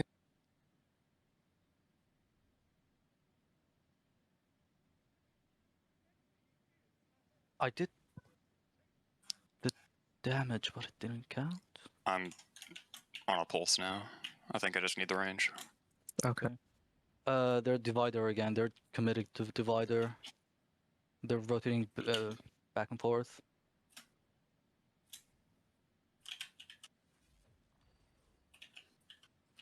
Bow Well, is I'm not challenging. I'm left. They slid right. One's really close. Just hold this ghost. I can glacier this hallway if we need it. Close to the right. I'm 1. I'm not challenging. Aping you? Sorry. I did not realize. I tunnel visioned hard on the bow. I'm sorry. It's okay. I'm hit for half. I'm not challenging. They Let me heal. blinked back. They're on the ring. I send the child over. Give it They're a shot. 1. The child's gonna get him. They blinked over.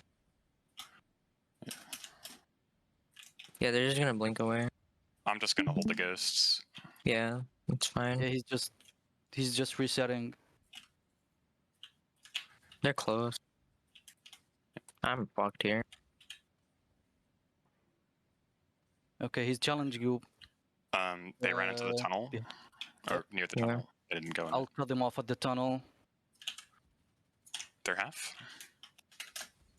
I'm flanking. I was not on a shotgun. He's on devour. Got him. Nice. I forgot I swapped. It's okay. All right.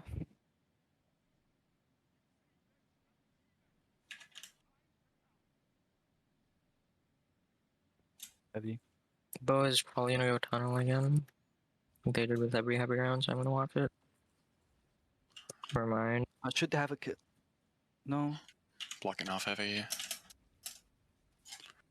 Oh, I Hunter's whiffed that flying it. rocket so bad. Heavy's out though. I'm 1. Holy fuck.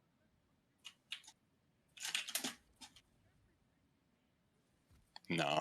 Nice try. I fucked up there.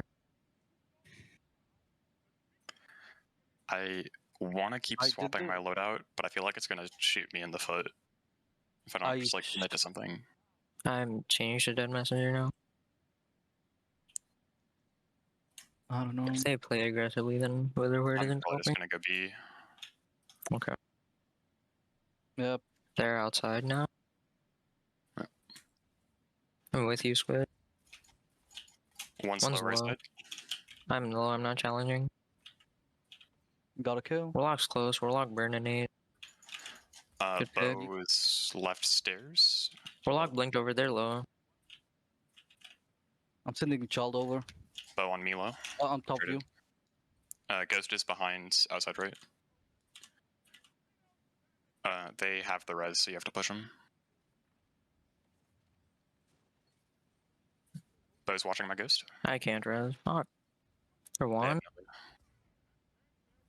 No, no, no. That's Oh, unfortunate. wow. No, I That's finished so my unfortunate. blink. That's so unfortunate. Oh, my God. That was so unfortunate. Yeah, that I is really finished my Oh, man. I'm not doing nearly as well as I want to. Yeah, me neither. I'm getting fucking destroyed. I'm a head divider. I'm not even close. both too weak. I'm gonna have to bubble to get your Both holding my res. Both holding my res. One's right. I'm one. They're probably gonna push me now. I'm in a really bad spot. Thank you. We can wrap around and then I can bubble behind them. All three are stacked on top of Alright. each other. I'm not with you. Oh,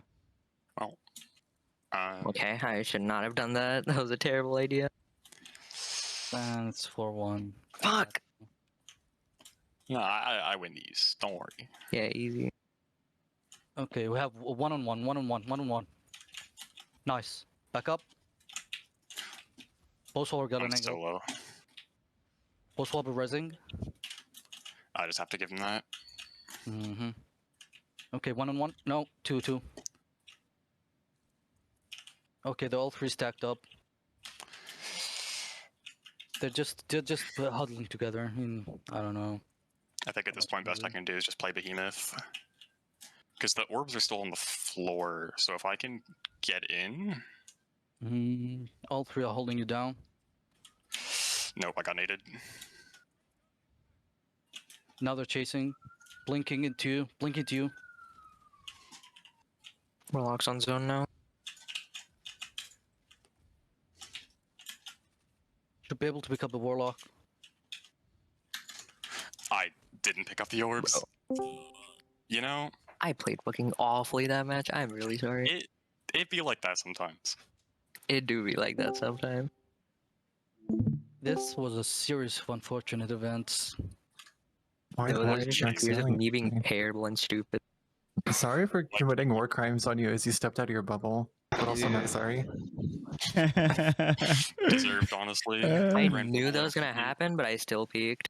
Who do we have left? We have Aspire and Chloe. Are those the last two people we have left? Is that correct? That sounds right. Okay, Chloe, Yeah. you can go next. If you don't mind, go ahead and start up your stream. We'll have something to look at. while we... Click on my name and you can see my Twitch stream. Cool. Good job. Good job. Cool. And Sam, what you got for us? I think the enemy team just popped off there. They played like really well and like really coordinated, I think. And, I was not made ready some for really- it. Yeah, I mean, I can tell they're like definitely tightening up the gameplay, like just Mhm. based off of the first game, and like, you know, each game, like the more these games are going on, it's definitely like both teams are starting to tighten up a little bit. But I think, you know, the team with like Snowy Chloe and Pluto is Zane. yeah, you guys are like, I think you're tightened up more, whereas like the other team maybe is getting a little bit. There's some unfortunate events as well, but maybe they're getting, because I think they were winning initially pretty consistently, right? To my knowledge, if I'm like paying attention, Yeah. right? Yeah, and you guys are like, maybe you guys are getting a little bit complacent and like, you know, expecting to win, and they're like playing really tight together and not really given a lot of opportunities. Like when you were in that 1v3, you were like desperating for those orbs because it was the only way you're gonna have your super. Because, you know, like there's three of them, and they're not giving you really ones, like because they know if they do, you have an SMG or a hand cannon, and you can like kind of, you know, TTK them down with that. So they played that really well. They had one person go to the zone, I think, 1 or 2 people, and then like, you know, 1 or 2 stay and fight you, And made sure you didn't get the orbs. And made sure you didn't get the orbs. I think they were even baiting the orbs. I don't know if that was like something that was coordinated on their end, but they were baiting the orbs. And like obviously, we were just trying to hold them. Yeah, and as a result, you know. Yeah, that was a great. That's a great point by Sam. The fact that you guys were recognizing that you should not give Squid those orbs. You know, the entire time you guys were pretty much denying them that area in particular. I don't know if that was like the intention of what you were doing, but it was a concept. It was. It was? Okay. Yeah. Whether it was or not, I agree. Yeah, I agree with Sam. Whether it was or not, it was clearly what was happening. That's the only place that you denied Squid from going. Like if Squid tried to come out from the backside of the cave, which was closest to the orbs, somebody was there literally at the entrance of it, right? And then on the opposite side, you know, like you allowed him a little bit more space on that side because the orbs were so far away, but nonetheless, you didn't allow them to actually push up. So just great job on that. Great job. You guys played that 3v1 like really technically clean, very technically clean. So really, really good job. I had to restrain myself so hard from like trying to push solo. Yeah, like, yeah. Like, no, That's what you gotta do. Yeah. My issue, like I just play by myself like all the time. You know, so like the team thing and the call outs, like that's not natural, like normal. Yeah, it's about habits. So, it's about habits and developing good habits, and obviously you have some bad habits, and you just gotta work on making better habits. Yep. Right. And getting rid of the old ones, And that's why I love running scrims too, though. I'll say this, like I think it's a good environment as long as it's a positive environment. We have a great community here, so just at any of the Padawans and get your own 3v3 matches going. But what I love about that so much is that you develop there are certain like unstated rules in scrims that you don't have to call out, you know? So it's just like for example, that time that Squid was off by themselves, both Squid would recognize that and Dovahkin would recognize that, and no call out might not be made. Like Dovahkin called it out, yo, Squid, you're by yourself, you know? But no call out might not be made. Squid would know and be locked down in an area to the point where Squid knew that, you know, like they'd be able to get a pick and stay alive, and then the rest of the team knew automatically that they should shift over and probably get an off angle behind the enemy team in order to collapse on them, you know? And a lot of times that does end up working out. So it's just, you know, that's another great avenue. I've said it many times, the fact that my greatest period of improvement in this game was running like scrims for like 6 to 9 months against literally everybody in this game. And so, yeah, so good avenue for improvement. Great call out by Dovahkin. Man, I love that call out so much. And to call out, I make all the time, you know, so it was a split, right? So Squid is in cave in that tunnel there. And if there ends up being an opportunity that your teammate sees, you know, because they can see more because their orb is out there for a 1v1, because it's a split, a 1 and a 2, and then you lead them over to the 1v1, yo, that's a 1 right there. Yo, it's a 2 over there. You automatically know to switch back over to the other side, and maybe there's a 1 on the opposite side, because you're always looking for that 1v1. Beautiful call-outs, Dovahkin. Beautiful call-outs. So helpful. And it's something that helps my teammates out like so much, especially my buddy X.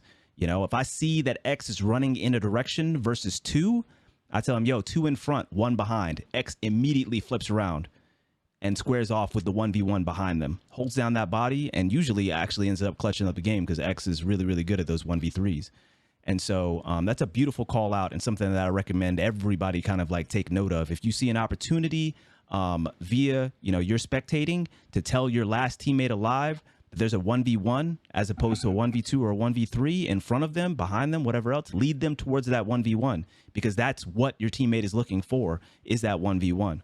Last thing I'll say on that particular note is whoever had the bow was alive at the last, like one of those last rounds, did a great job of continuing to rotate to try to find that 1v1, basically. A great job of rotating to find that 1v1. So let me see. And y'all weren't giving it to me. Yeah, they weren't giving it to you, most definitely. But you did an excellent job of trying, 100%. Great job by Dovahkin as well. Another great call out is when somebody has Devour up. That's another great call out. Excellent call out, because they can just keep on 1v1 and they can just keep on 1v1. And if that person that had Devour up got the next kill, then they would have had full health for the final kill, basically. So it was a beautiful call out. Continue to definitely call that out. Let's see. Yeah, that call out was huge. Let me see. Great use of your melee. This is getting specific now. Great use of your melee, Squid, as far as a movement mechanic to, evade a fight, to disengage from a fight. That kept you alive in that tunnel one time. What I will say on the opposite end of that is that sometimes you're hesitant on using your kit. When an ability's up, somebody told me this at one point in time. I think it was somebody from the homies in K9, which is a tourney team. Super nice guys too. They were just like, yo, whenever an ability is up, you're looking for an opportunity to use that ability, because it's going to recharge. And, obviously you've got your build. You've got your build a certain way to ensure that you get efficient recharge of your abilities. But if you're sitting there and your abilities, you're just sitting on your abilities or whatnot, then you're not maximizing the use of your build, of your kit. And there were times where you could have extended cover by putting up a barricade. There were times where there was a one time in particular where you got a pick in that little like cubby closest to C, and then you were just like, yo, if I need to, quote unquote, if I need to, I'll throw down a glacier nade behind the body. Well, you needed to. There's no hesitation, just throw it, lock that down, just do it. Because what ended up happening is you guys ended up losing that round because somebody pushed right through there. Where I was right there, exactly where you were going to throw it, on the radar. right through there. Close it off. Close off that access point, because there's so many access points on this map. Closing it off with a glacier nade is huge on this map. Close it off. Force them to go around to another access point, and a longer access point. Like it's just going to take them more time, basically, and that you can predict a little bit easier, so that you have time to coordinate the rest of your team to actually pick that person as they come around, and obviously block off the res. So yeah, I was tunnel visioned really hard on the bow. Yep, all good. And I was just trying to save it, and it was the wrong play. All good. Let me see. Good that you're acknowledging that. Yep. See. Aware of it. Last couple things. Okay, so you're an entry fragger, like flanker type position. Just know that you can't go down. Whether you get the kill or not, an entry fragger that's on an off angle cannot go down. Why? Because the entry fragger on an off angle is the farthest from their team, which allows the enemy team, once they pick you off, to literally hold you before, and the enemy, like the rest of your team, can't actually end up catching up to give you any sort of support or lock down the area for a res. They've got you. So just keep that in mind. Sometimes you were pushing the first couple rounds. I think you recognized it because you ended up switching weapons and trying to play a little more patiently. What's it called? Okay, good. Yeah, because that's distracting. I'm a little ADD. So once that map came up, I was like, oh my goodness, my eyes. What was I gonna say? I'm sorry. Yeah, no, it's okay. So yeah, you can't go down on an entry frag flank type position because you're just so far away from your team that they're not going to be able to pick you up. So just play patiently, get in there and make sure that you have an exit point to disengage. Let me see. That was that. That was the last couple things is that they know your pattern of play now. So they're expecting you to push.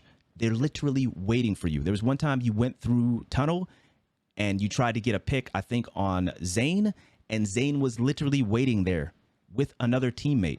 Immediately pushed you, took a little bit of damage, backed off. Then the rest of his team flew right behind him and picked you off. So just recognize when the enemy team is seeing your patterns. And you got to switch it up. To be a little less predictable, basically, because that started to happen, and that's one of the biggest reasons why you guys, you in particular weren't as effective, because they figured you out and they played you accordingly. And there was no better example of that than that final round where it was a 1v3 where they held you off and nobody went down on the enemy team. The last thing I'll say is, I'm guilty of this sometimes as well. Sometimes it's important to switch up your play style to the point where you're not always kind of running around, sliding, choosing different angles. Sometimes it's just important just to hold a particular angle, use that cover, and then, peek back out. when they end up, inevitably focusing on a teammate, once you're recovered and whatnot. So they say, hey, Squid's weak right there. And then Squid goes goes back behind cover. And so now they don't have an access point to you. They start looking at your teammate. You peek right back out as soon as the shooting starts and get another angle on them. But that's not to say that you shouldn't continue to like move around and try to get different angles and play the 2-second rule, that sort of thing. But what I did see happening was that you were moving around so much, it's difficult for the rest of your team to play around you because you're moving around, again, so much that it's unpredictable on where you're going next. So coordinate with the rest of your team, coordinate with the rest of your team, coordinate with the rest of your team so that you guys can get those angles together. Cool. Okay. Any questions? Okay. Nope. Sam, you got anything to add? No, nothing to add. Okay. All right, cool. All right. Next, we are looking through the eyes of Snowy Chloe. Chloe, what are your pronouns? She, her. She, her? Correct. Got it. All right. Understood. All right. Well, Thank you much. opposites. Yep. Opposite team flip down and let's get it. See ya. Later. GG. Or good luck. Have fun. There it is.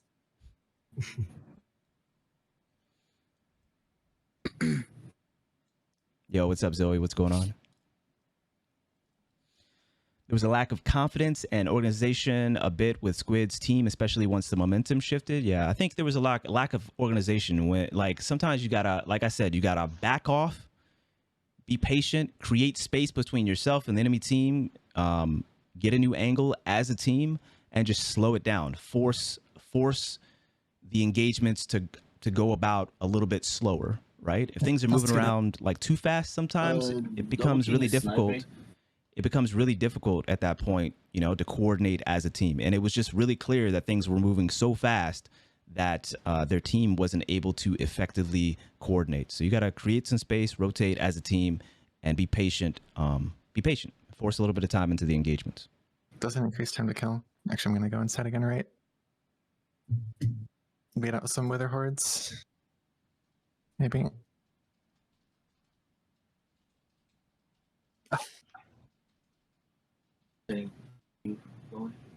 No tags. There's a barricade back there. Oh, they're triple Oh, peeking. nade mid. Oh, my child's tagging him. No tags on my. Oh, I got one. I'm getting an angle on the right.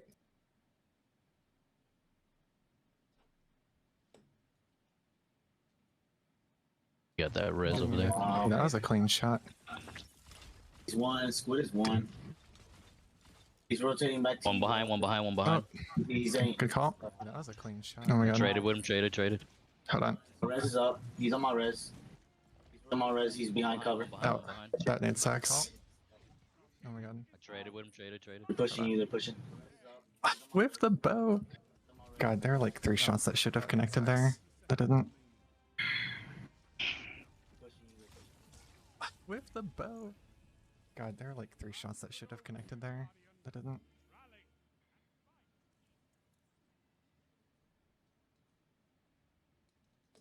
Play these Going pillars mid right again, or here. we staying outside? I was gonna play these pillars right here and get a read. They're inside. Oh. Play these pillars right here. I was gonna play these. One's on the flank. Squid was half. I think it's a warlock. Yeah. On Right right. now, that's a titan. No flank. Yeah. They're gonna push over here with them as they Yep. back off. I think it's a warlock. What? Jesus Christ. Double? I'm gonna stay on the res. Yeah. I'm being greedy. Got Zane. Double? Keep. Okay. Yeah. I'm being greedy. Those shields. Oh, he's on me. Oh. Squid's on me. Ah, half health. Going to the res. Looking at mid. Yeah. I don't think my nude is up. That was just being greedy. Chloe, please stop being greedy.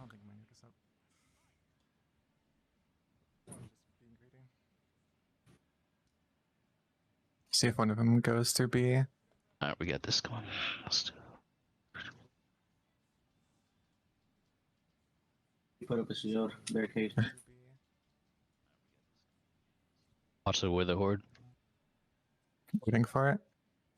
Sniper. Okay, snipes out. Down. Snipes down. I hit him 47. More Witherhoard ammo. Got him out. Waiting for it. Ah, He's one. More Nice. Witherhoard ammo. Nice. Got him out.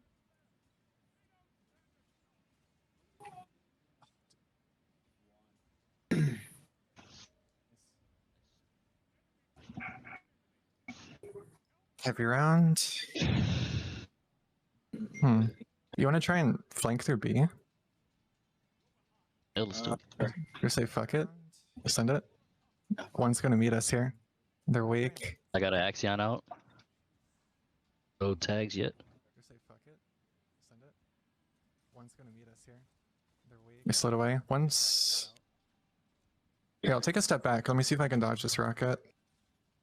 On me. Rocket's on left. Oh, rocket's out. Slid away. Yep. Nice. I'm very Helping low. out with you. Rift. Yeah, I'll take a step back. Let me see if I can dodge this rocket. Shaded with him. He's half shields in mid. Oh, rocket's out. Nice. I'm going to stay on res. There's two on heavy. Oh, dude. I'm very Okay. low. All Very three low. up. All three up. I gotta rotate out of here. God. Do we rotate left? Yeah. Tagged one on the right. Maybe. Got one. I got some shots on. Now we gotta hold this res, so I'm gonna go back. Edge of the map. Which no shields. He's one. He is so There's an orb on right. Yeah. Bootsy assembler. Shit going out. Doesn't matter. It's just Squid left. I can't see him. Shit going out. He call us where he's at. Where he's at. Doesn't matter. I'm going to tiebreaker. Okay. They're going there as well. Maybe? There's no shields. Okay. It's not challenging this. I'm with you. I'm with you. Challenging me. Yep. I'm just pushing as fast as I can. Jeez. The pushback threw me off. Yeah. Lost him. Throws everybody off. I need to set my charge and uncharge melee to separate binds and practice using them, so I can save the pocket singularity for a devour proc instead of the first melee in a fight. Random tidbit. I might just open with Nova. Yeah. There's one with a horde. Lamau. I love Nova Bomb. Alright. Res is good, I think. Oh, I see him. I love Nova Bomb. Got him. I can't get that res. Nice. Nice. Res is good, I think. Fearing is king. Oh, nice. Fearing is king.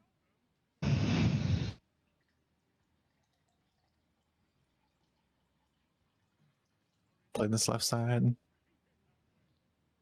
Taking close. All three there. Going half. It's I got good. ripped That's out right now. peek. Good stuff. Oh, Throwing that a didn't nade kill over me. Wow. I got Nova. Me too. there. I hit him for 106. They're Honestly? both 106. I hit him for both of them 106. Really? Oh.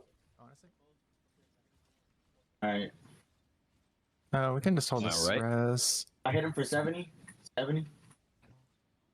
Threw Axion out. Waiting for the dude on left. Oh. I'm One accidentally left. shooting my bow. Ow. Alright, a bit overextended, but I'm not gonna push. Got an orb right here. Yeah, Is he still rocking Hawk Moon? it's a nasty angle.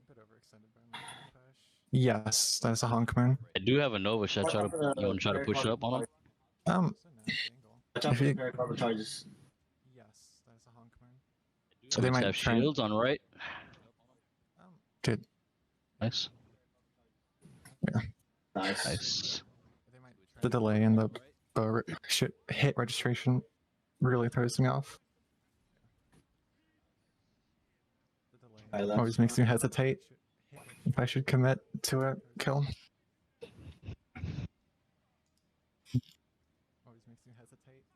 Arcstrider could bait that Glacio. Wait, what's the super called? Whatever it is, the Titan. Yeah. Okay, perfect. Arcstrider could bait that Glacio. Yeah, I don't know about. Rotating back. Oh. Yeah. Okay, perfect. That dude just do that behind him? Okay. Yeah. I shouldn't have pushed that. I was gonna say you're gonna want to Nova. I did. That was just bad communication. Oh, they got a wall. So I just hide. Don't peek it. Also, don't step on that nade. Yeah, just let it burn out. They're pushing now. Jump again. That was a bold push for that res. What was that? Try. What's that super called? I'm blanking. That was 2 supers on their Glacial side. Quake. Super Yeah. 2. Oh, it's 2 supers out of them. We still got your Nova. No. No, I used it. Yeah. Should have. Down a I rift. guess I should have explained it sooner. Very low. Very low. Yeah, oh. Dead man's with that. Watch out. Yeah, I was gonna say if they don't pop Glacial Quake, use Arc Staff to bait it. If they do pop it, use Nova to shut it down. But stuff happened too fast before I could say that. Yeah, that's what I was trying to do, and then I got frozen, and then Damn. I popped I'm just it. gonna play outside.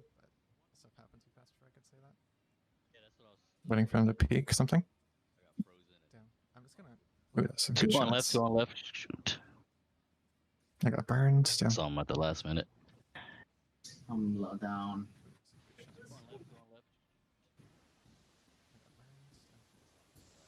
Alright, winnable.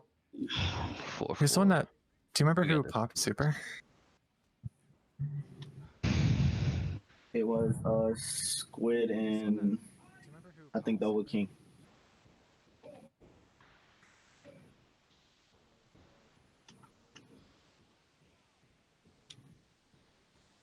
Alright, this is gonna be a risky. They're probably gonna be set up. Oh, one's on B. There's a Glacial Quake. I'm gonna keep rotating left. Got the other Titan out. Just try and sit back and team shot it.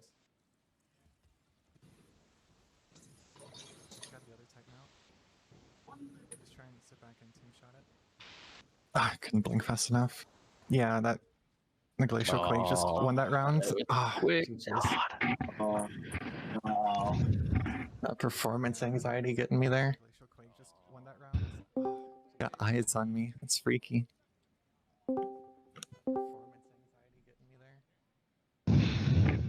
Bro. That was such a close one. That was a close one. That was a close God, one. there were And almost a some comeback unique right there plays. too. Almost a comeback. Yeah. I'm loving the fact that, you know, Squid, Dova, and poopin' farting, like Just call me a Strider, man. got it together for that W. That was a strong team win on you guys' part, like a strong team win, and it was great to see. That it was great to see. Yeah. All right, Sam, what we got? I think there was really good team play on both ends, and I think the call-outs as well. I know I mention it every time, the call-outs, because I just think that is, like, once again, off the start was something I noticed really need improvement, and I can say everyone on the team, I think, has improved for sure.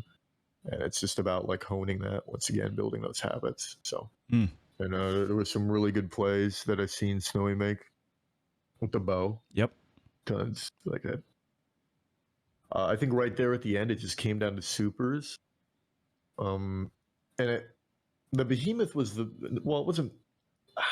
I think that's what it came down to, though, with super usage, and like I think they probably use their supers more effectively as a team. Yeah. And Yes, so in for sure. really close games, that's what it comes down to: is what teams use their super the most effectively. Yep.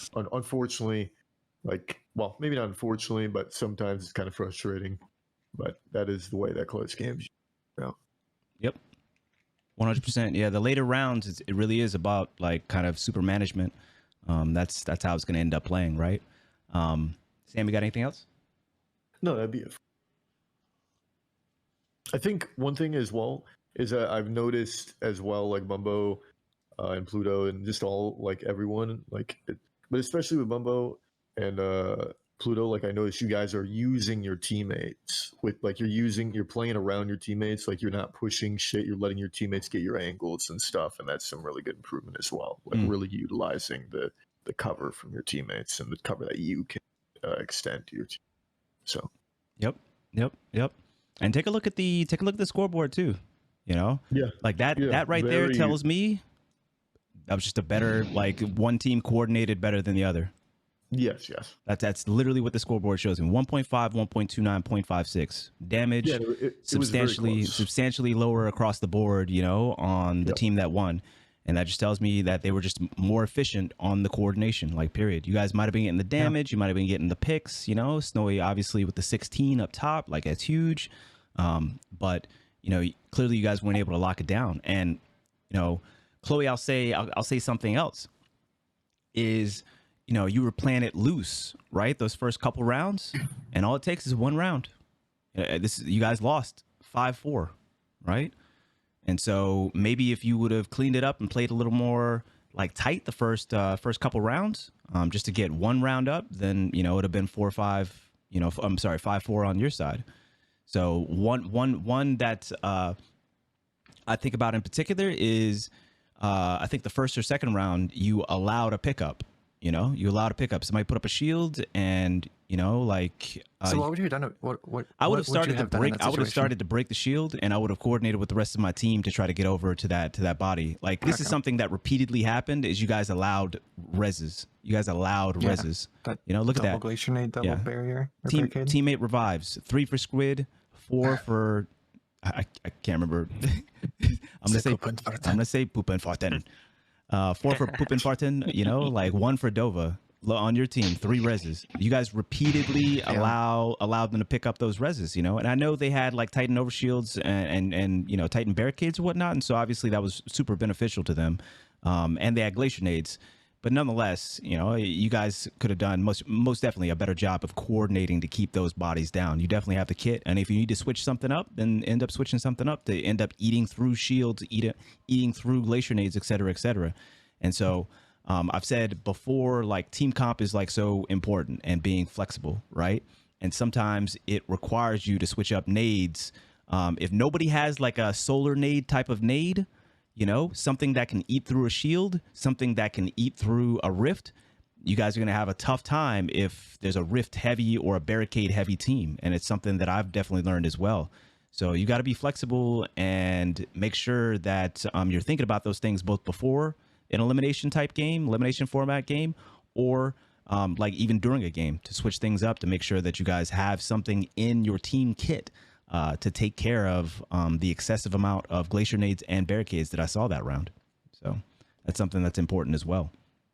A couple of the praise points. Yo, what's up, J-Blow? 7 months. I see you. Big love. Thank you so much. Yo, Lunar is in the building. Sagira in the building as well. I see you. The praise points. Mechanical skill looks fantastic. Mechanical skill looks fantastic. I think that Sam would agree with that as well. Yeah. Mechanical skill looks fantastic. Actually fucking a gremlin. A demon with that bow swap. I hate it. Thank you. She said I've thank been you. working on it. She said thank you. I love it. Absolute demon. There's probably, as far as, like, you know, non-ultra cheesy builds, that's probably the most, you know, like dangerous, man. You gotta be careful around bow swappers, man. That shit is wild. So beautiful. The blinks, the movement, the jump shots, utilizing cover to get jump shots with the bow. Absolutely beautiful. Absolutely beautiful. Thank you. So great job. And there's the reason why you dropped that 16 because of you know, stuff like that. So mechanical skill looks amazing. Let me see. Sam already said it. You guys got a little too confident with your supers. And I think you guys ended up getting your supers for the most part first, right? So you got to coordinate those better. Make sure you're not double popping. Another reason why you may have lost that game as well is because your super was the first super. You ended up going in and trading, right? You can't do that, especially when your super's up first. A glacier nade and suiciding. Yeah. And so the thing that really, like, hurt, to be honest, well, not really hurt. The thing that you can take away from that for future games, besides that kind of obvious point, is making sure that your teammates, that you communicate to your teammates the intention to use your super, because you didn't even do that. You just threw it, right? You knew that you were going to use it, but you just threw it. Your teammates had no clue. They weren't able to play around it. You know, they weren't able to coordinate with it. Exactly what Sam said. You guys, your super usage, you know, you would have done a better job. The other team did a better job of coordinating their supers and playing around their supers as a team. And that's probably the biggest reason why you guys ended up losing the game after coming back from a 0-2 down, you know? So call it out, and then once you end up getting an effective super usage, super kill, elimination, 1-2, whatever, the next thing you're thinking about is make sure that you're calling out orbs for your teammates to make sure that they pick up the orbs. Those are the two things. And the last thing I'll say is, let me see. Yeah, last thing I'll say is clear comms. You know, great call outs. I agree with Sam, but there's a thing is too much. That's a little loose. Yeah. You know, there's a thing is too much. Be succinct, be concise, be clear. Only call out what's absolutely necessary, and then keep the comms clear for other call outs that may come in from your teammates.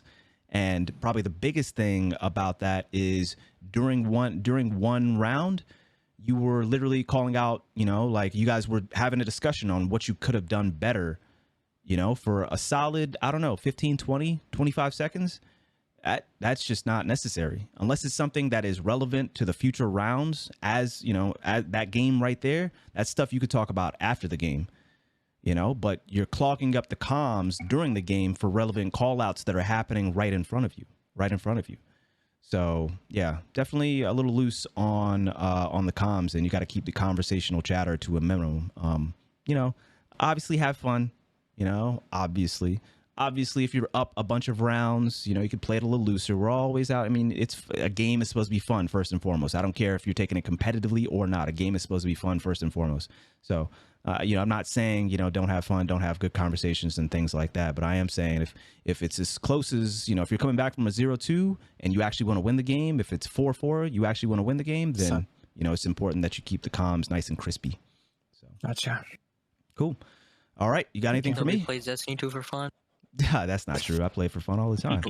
I play for fun too. Like I do it for a living, but like I enjoy the fuck out of it. 100%. And I like winning. So Yep. A lot of my fun is in communication and working team and like making plays. Like that's my fun. Yep. And, I definitely agree. Yeah, I'm Being right at there with is Sam. really good. I'm right there with You Sam. switched to- A good like team win is like the biggest high for me, for real. Like I can pop off and that's fantastic, you know, and that's a great feeling as well. But there's no greater feeling for me in this game because I grew up playing team sports. I grew up playing basketball, like for high school, et cetera, and I play basketball still to this day. And there's just no better feeling than like feeling in sync with the rest of your team, getting those passes off, those crispy passes off, like get the timing right, get the coordination right. It's, you know, all these facets that we're talking about, getting it right for a super crispy team game and pulling out a close win, you know, because of it, especially if you're playing against a team that is, you know, technically better than you, as a team, just pulling it out versus, you know, with great team play. So best games for me, for sure. Yeah. Cool. All right, we got one last person to go, and that person is it pooping farting? Yeah. All right, we looking at a Twitch stream, or we looking at a Discord stream? Discord stream. All right, start Give it me up. 1 minute to use the restroom. Yep.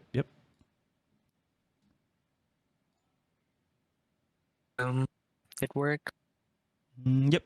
It worked. It finally worked. Yep. Okay. Awesome. All right, so we're just waiting on somebody to come on back from using the bathroom.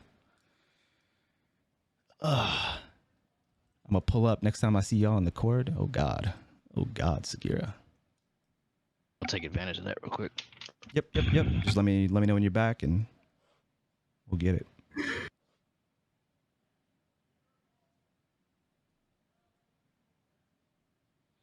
So Sam, what are you most looking forward to next season with the changes? I've actually didn't get the opportunity to look at the TWAB today too. So if there's something in the TWAB that you know that you're looking forward to as well, what are you most looking forward to? I am looking forward to the accuracy changes actually. And what specifically with it? What are you looking forward to being able to do with the accuracy changes?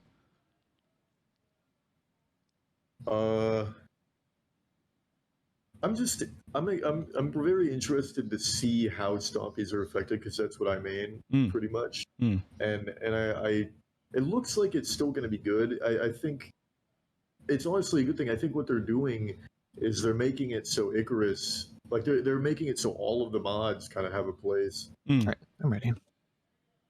Gotcha. And I'm excited for that because they're basically making inaccuracy like something across the board. Wait, is Squid back?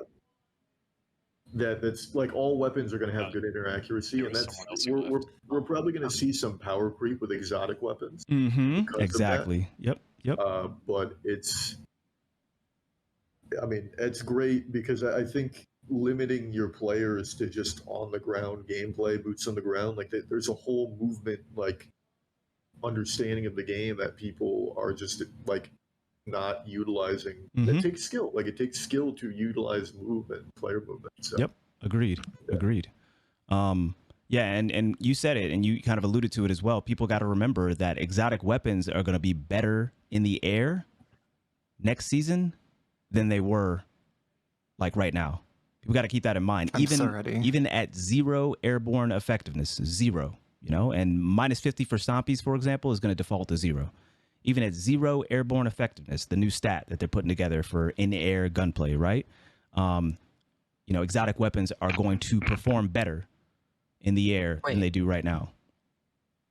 I have a question. Are they gonna make it like a hidden stat, like aim assist and recoil, or is it gonna be? It's going to be hidden until I think season 18? maybe 17 or 18. 18. Yeah, 18. Yeah, season 18. It's gonna all those like stats like recoil, direction, aim assist are actually gonna be in the UI in the game. But until then, that's you'll be nice. able to. Until then, you'll be able to see the default like airborne effectiveness stat in like DEM and D2 gunsmith, et cetera, et cetera. So yeah. I think we are good to go now. All right. Peacekeepers are going to give Yeah, Terra ready to. 40 to air, and it's going to be gonna incredible. it's gonna be I'm scary. I think not the word ready you're for looking that. for is scary. I think that's the word you're looking for. I think that's the word you're looking I for. am- Both. All right, cool. Opposite team Can we flip get this down. Let's last get it. one, Yep. Well, let's get it. I'm so ready. Mhm. I gotta say, Yeah, that reminds me too, because I think like I was playing with Sagira. If Sagira's still in here, I was playing with Sagira, and I was tired. It was like 12 hours into a stream or something like that, and I was duo queuing quick play with Sagira, right? And Sagira does not lose. Like Sagira's like Lunars, you know what I'm saying, and like all these other like super like incredible players. That's not me, right? Sagira does not lose, right? And so like I'm tired. I'm picking fights I shouldn't. We end up coming against Cammy Cakes with Teraba. So a fantastic player that knows exactly what he's doing with whatever he's using, right? And I just keep on pushing into the Teraba, keep on pushing into it. And we ended up losing the game because I was feeding the entire game, like doing that, you know? So it's just like Teraba with in-air accuracy, you know? Yeah, that's just even more scary than it already is. It doesn't even really need the in-air accuracy right now, just because once you get that perk up, I mean, even body shots, man, it just hurts. It hurts, you know? So it's crazy. It's crazy. Teraba's scary. Teraba's scary. I think one's outside, right? There's a rift. I witherhoard in the rift. both flanking. One's isolated outside. They're rotating now. Both flanking. Got the warlock. There's one Where's the here. ghost? Half health. The ghost is inside. I'm on Okay. the ghost. Half health. I have a one shot. I'm gonna see if I can. Warlock burn the melee.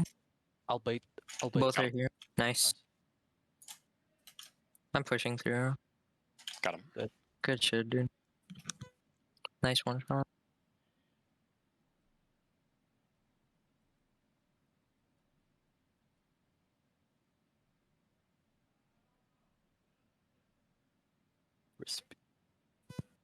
We can go B again Sure. around that area. They're inside. Yep. Yeah. There's one close. Oh, never mind. Oh no. Oh, I had to glacier that. Thank you for the heal. One of Warlock's jumping over. damage. Yeah. This is a hard one. Oh, they're all 3 stacked. Nope. I tried. Sneaky. Warlock's holding a shotgun out. Yeah, that sounds like a really tough game. Sounds like a really tough game, Flex. Really tough game. All 3 stack now. They're just dancing over poop and farting. Who's jumping over? Yeah, I gotta get out of here. They're just gliding in and out. I don't know. Maybe give this one for super. I'm at ×5. I think I can. Never mind. Let's try. We made eye contact, and that was it. Yeah. I spoke very much too soon. I think B is definitely the play, though. B? Yeah. Wanna try to play outside one round, see what happens? Sure. Yeah, we can go for that. B-ish. Yeah, B-ish. They're also doing the same. Hunter's very Outside, far right? out. One went inside. All are inside now. Bo is watching I you. fucked up my wither horde. Okay. I'm going around. But I'm gonna wrap up. I got picked. Okay, I should have called that out. I'm gonna try and go for your res. That's gonna be tight. I think you can get it. No. I could knock it out. Bo is on my X. Do you want it, actually? That was low. They have the res. Yeah. Nice. They're in a rift. Put them. No, no, Oh, no, that no, is no, so no, unfortunate. Wow. The melee That's switch actually off is so tragic. tragic. Wow. Yeah. Yeah, Wow. that's garbage. Yeah, skill issue. Skill issue. That Got him. was so unfortunate. Unfortunate. We go again. Yeah, we gotta I play heavy this think- time. Yeah, okay. Oh, Does my anyone button else have, like, goes on rocket an or angle. something? I guess heavy is just free. Cool. Yeah. Yep. Nice. One. Good catch. Bo is 3/4. We can get your res. Inside. They have a void buddy on the res, which is at the bottom of stairs. Oh, okay. I got fucking destroyed. Bo's half. Yep. I I'm didn't have getting this my melee res. up. I Never mind. Dude, did my melee up. No. I saw it at 100% and didn't get res. I played that so badly. I had my nade up. I thought I had my melee up. I threw. I held on to my glacier too long. I should have just sent it. I literally had someone who was good tell me to do it, and I didn't do it. Let's go Yeah, I far don't out. think I should. Far outside. Yeah, okay. They're all inside. Come back to me. Come back to me. Yeah, Sure. you're all the way in the back. Yeah. Play a bit slow. Try and get a pick with the bow. I did not get any directs. I don't have my barricade. I can't challenge yet. I'm going. You're alone, Dova. Yeah, I need you on me. Yeah, I'm here.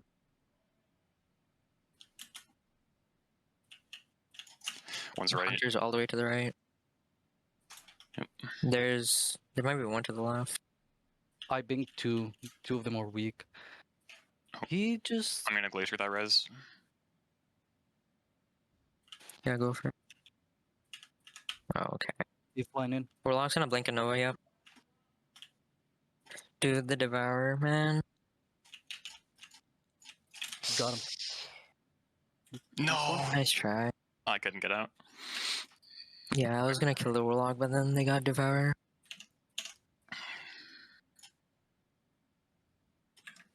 I'm swapping to a sniper.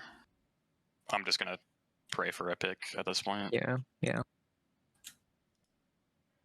Okay, Call out the orb so they have a second Nova at this point. Yeah, I'm almost at my super. I just need to play a bit slower. Okay. Missed first. I'm out of snipes. Fun.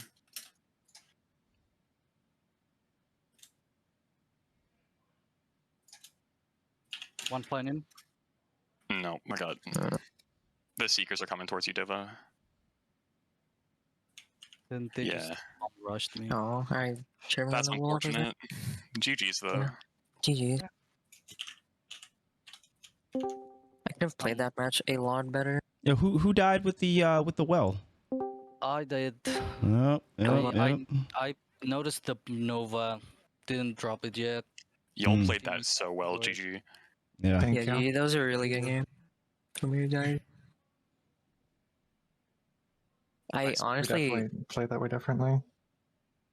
yeah, I We honestly went should have full changed back to Bumbo. circle. We went full circle because I started to want to play like Chloe started the game with, just slow and back.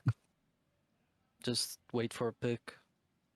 Yeah, especially when somebody switched to a sniper as well. Once that sniper got, somebody switched to that sniper, team should have played around that. It was definitely a team coordination thing on that one. I do feel like maybe the skill level is across the enemy team is a little bit higher, like between the two teams. But again, coordination still, makes things pretty even across these teams. So, one team will win based on coordination for the most part. Another team, it'll flip, and one team becomes better coordinated than the other. So. Definitely saw a lack of coordination, from you all in order to kind of even the scales a little bit. Sam, what you got for us? I mean, I think once again, like you said, lack of coordination on the team. The Z pooping and farting, and I think, Snowy Chloe and then they once again are just like they're tight as fuck, like they're all over it. Yep. It seems that way. Yep.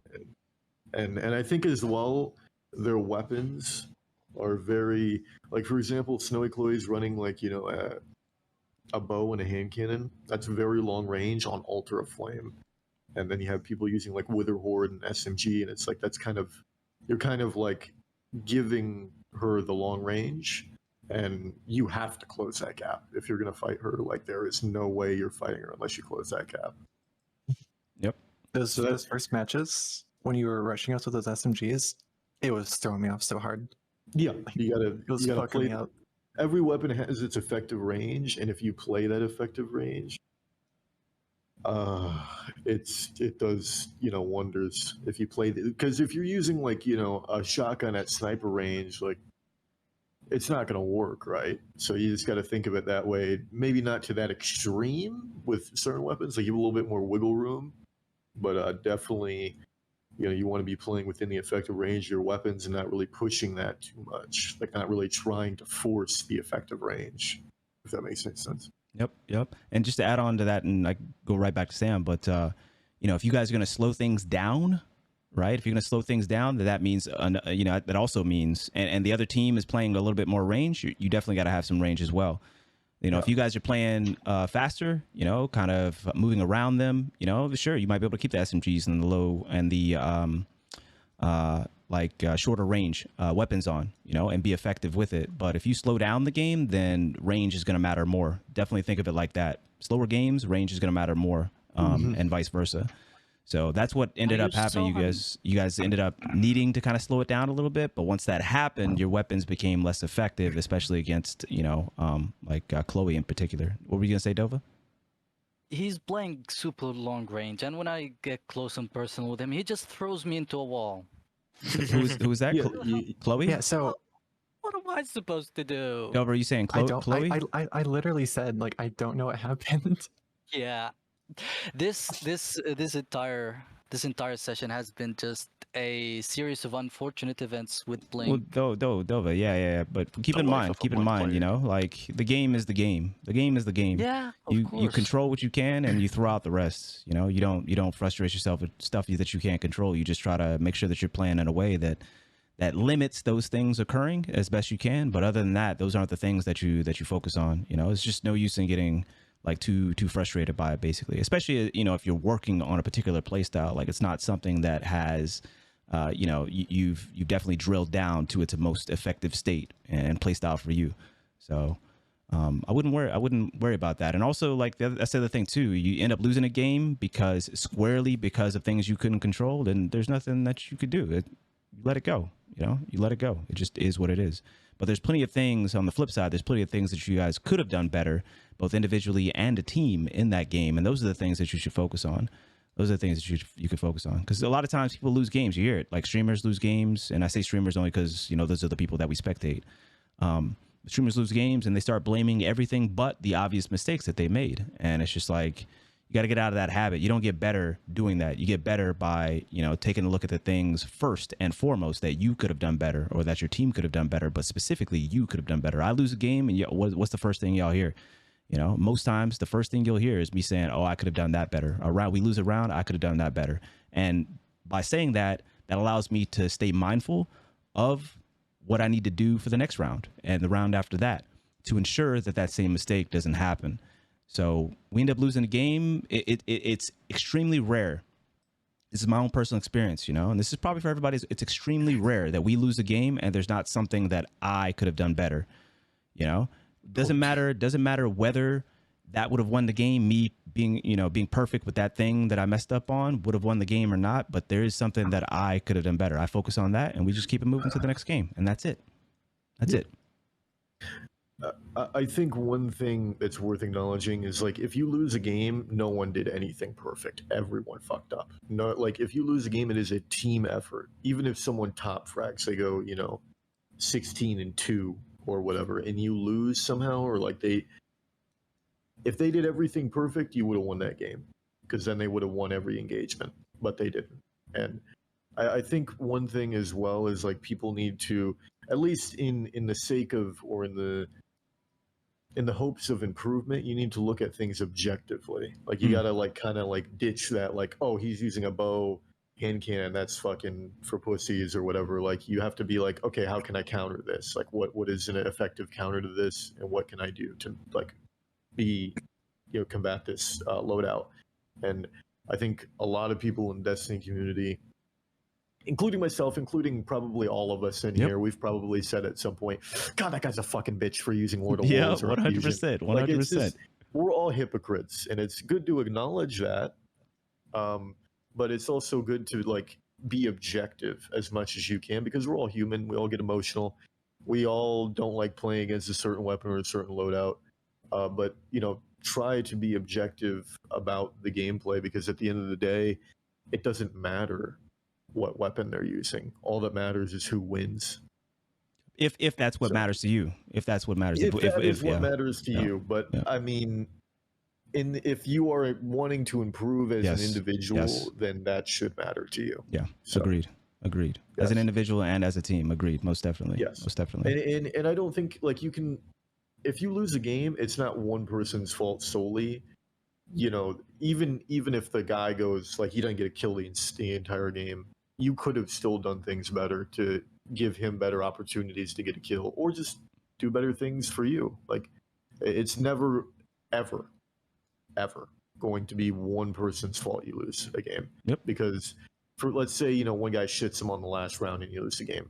How did you get to that point? There was a whole game before that. What went wrong in that time? It wasn't that one round where you lost the game. So you got to, like, think of it objectively and as a whole, and you can't be emotional about the way that you process that information, because you're not going to get what you need from it at that point. Yep. And also recognize, I'll add as well, like, just don't be too hard on yourself. You go 16-2, you end up losing the game. Okay, all right, maybe I should have played around the rest of my teammates to support them a little bit better. But maybe in doing that, you still would have lost the game, So it's just like, it's tough. It's tough sometimes to go back and say, oh, this, especially if you ended up performing well yourself. It's tough sometimes to go back and say, oh, I should have, like, did this slightly differently. Stop focusing so much on my own personal frags, or playing my life, and try to extend myself a little bit for my teammates. It's tough to go back and say that, because that may not have, like, won the game. But it's all about just kind of trying something. Like, the best example for me personally is when I solo queue.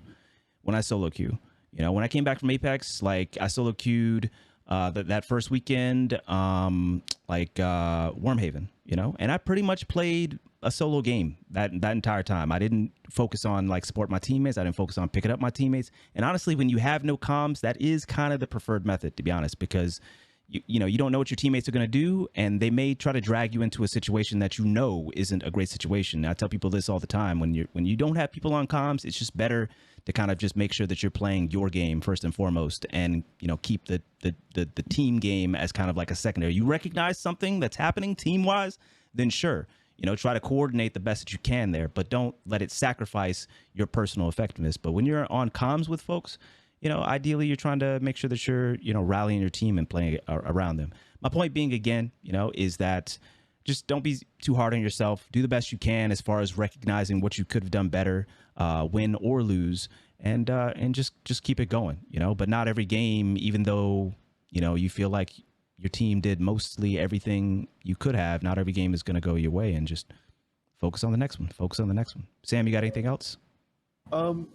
Yeah, I mean, I think sitting there and thinking like you did, like that right there, like saying you did everything you could have, like sometimes like in losses that's not the case. Like you could have called out most more. times, You could have played together more. Yeah. Like you could have been more disciplined. Like you have to identify those things, and like I said, be objective about it. Don't be emotional when you process that information, because emotions cloud people's judgment all the time.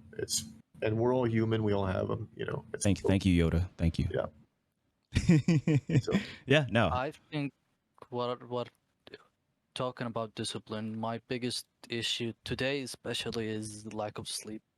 Yeah, well, that's fine. Yeah, that's it's hard. Yeah. It's easier to be more emotional when I'm tired. Most definitely. Oh, 100%. That's when I got to end stream. 100%. My example, and then I'll get to my notes real quick, and we'll keep it moving so we can get everybody out of here. But my example is we were doing day one raid, and I was going in. I was with my homie Amaze and a few other like good friends or whatnot, and I knew it was time to end stream and get some sleep after about, I don't know, what was it, like 36 hours almost. Like when I said, Amaze, shut the fuck up and stop dying. At that point, that was the last like attempt right there. I was like, I gotta go. I need to get some sleep, So it's just like, most definitely you get tired, and it's easier to be emotional, but it's also it just takes more energy to make great decisions and to hit your shots and to do everything that you need to do in order to, pull out your best game. Right. So, it's all good. This is the environment. Dova, this is the environment. These games mean nothing outside of what you personally get out of it for your improvement. That's it. Mm-hmm. And that's what scrims are just in general as well, which is why you won't see anybody, that recognizes the benefit of scrims and what scrims are. You won't see them posting this on Twitter or posting that for the most part. You'll see folks post like great highlight games and stuff like that. But if it's in a scrim format, folks recognize. Anybody that knows what they're doing has been here, they recognize that it's just improvement focus. That's it. These games mean nothing other than that. And so if you want to try something out, if you want to, play it a little more loose and this and that, it's for you. And that's what these are, for you as well. So, this has been a great session. Sam, do you have anything else? And I'll go over my notes real quick. You can add on if you need to. That's it. I feel like everyone here definitely learned a lot. And I mean, that's great. Yeah. And I hope that you hold on to those lessons and create good habits. Yep. From this experience. Yep. And 100%. Yep. And Altar of Flame is literally tomorrow. So you'll be able to take this stuff literally right in there tomorrow. And keep in mind as well, you can always ping the Padawan role or the LFG channel and find more, like-minded improvements focused folks to play trials with. That's another avenue that this Discord kind of allows, because there's a lot of Padawans and there's a lot of folks, looking for, similarly focused folks to play trials with every weekend. So we have a great community here. All right, quickly for Aspire, we'll go over the positives real quick. Great call outs, great pushes, great job. This is always kind of like an underrated aspect of people's game. Great job on waiting until you recover to challenge the next fight. Grabbing cover, recovering, and then sliding right back out as soon as the recovery happens. One of the things I do think that I do pretty well is I'm very in tune to my recovery. I slide out just as I start recovering. And then by the time that first bullet hits, I'm already almost fully, if not fully recovered, So I'm basically just very efficient on, ensuring that I'm recovering and then taking literally no time between the time that I recover and the next engagement. I'm out there. So no time. I thought you did a really good job of that. Great use of Wither Horde. Wither Horde is just like super effective for breaking up folks that are sitting in one spot. So I thought you did a solid use of that. You didn't get as many hits as you maybe could have. You obviously hit the wall on that one time at B as well, which is whatever. It's not that big of a deal. But I think that you have a good head on your shoulder for when you use it and how to use it most effectively. So great barricades on corners, extending that cover. You know, this is something that we talk about on Titan like often enough is, you know, like the great use of your barricade, right? A timely use of it, but also if you're going to peek shoot somebody or if you are going to start an engagement, placing that barricade on a corner to extend that cover and then peek shooting, especially if you can from the left side, just because of how the game works, is ideal. And you did a great job of that, recognizing that. As far as on the other side of things, as far as constructive criticism stuff, constructive feedback, let me see. The biggest thing that I have for you, because it's like one thing that's individual and then one thing that's team-wise, and it kind of feeds into the team-wise as well. There was that last round, you made a rotation all the way around B, left Dovahkin out there, and Dovahkin ended up getting tapped up and dying, and then you were left in that 1v2 or 1v3 situation, right? You didn't call out that rotation for Dovahkin to follow you around on the backside of B, and you basically left him, right? So got to this is the same thing for Squid as well. You know, you're gonna make an extended rotation, you have to call that out to let your team know so that they have the opportunity to either follow you in or can get an off angle to actually support you and coordinate the push out. Because once you flip and you go on that extended rotation, that means that there's potentially a 3v2 or a 3v1 that's going to happen if the enemy team knows or recognizes that that's what is happening. So coordination and call outs, just like, you know, Sam has been, you know, espousing the entire time. Last thing is, you know, you guys played it loose. This is a good team that is getting increasingly coordinated as things go on, right? Like Chloe, etc. And so that means, and it requires that you guys don't play it loose, that you guys make sure that you guys are playing those reses tight, ensuring that you keep those bodies down, especially Chloe, because Chloe was top fragging the most. So you box in that one person. If DIFFIZZLE's on the enemy team and DIFFIZZLE's doing a double, we drop DIFFIZZLE. We do not let DIFFIZZLE get up. We do not we don't let him get up.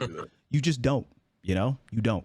I'm blessed because like my stats, you know, are, I would say, like definitely below average for anybody that usually does carries and stuff like that. So usually they focus on my teammates who are usually better than me anyway. X is definitely better. Lunar is definitely better, you know. But I'm blessed because of that. But if they drop Lunars, who's like a 3 KD, 4 KD on the season for trials, legit, you know, top fragging most games, you keep Lou down. You let Lou up any rounds, and it's your fault that you lost that round. So you drop the boxing one on Chloe, you keep Chloe down, and that's just super important for you guys to coordinate that, because that exponentially increases your chances of coming out when there's one person that's top fragging like that consistently. So it really was just lack of coordination as a team on that one. But other than that, you know, like I thought, you know, you individually, mechanically solid, you know, great head on your shoulder for rotations and what you need to do. And you know, we go from there. So. All right. Cool. Thank you very much. Yeah. Anytime. All right. That's the last Hope you one. have a good night. Yeah, likewise. So thanks everybody for being here. Thank you in particular to DIFFIZZLE. Thank you for your time, Sam. I appreciate No you, man. problem. This I was appreciate you. fun, actually. I'm down to do it again for sure. Hey, I'm gonna pull you back. I'm gonna pull you back, most definitely, man.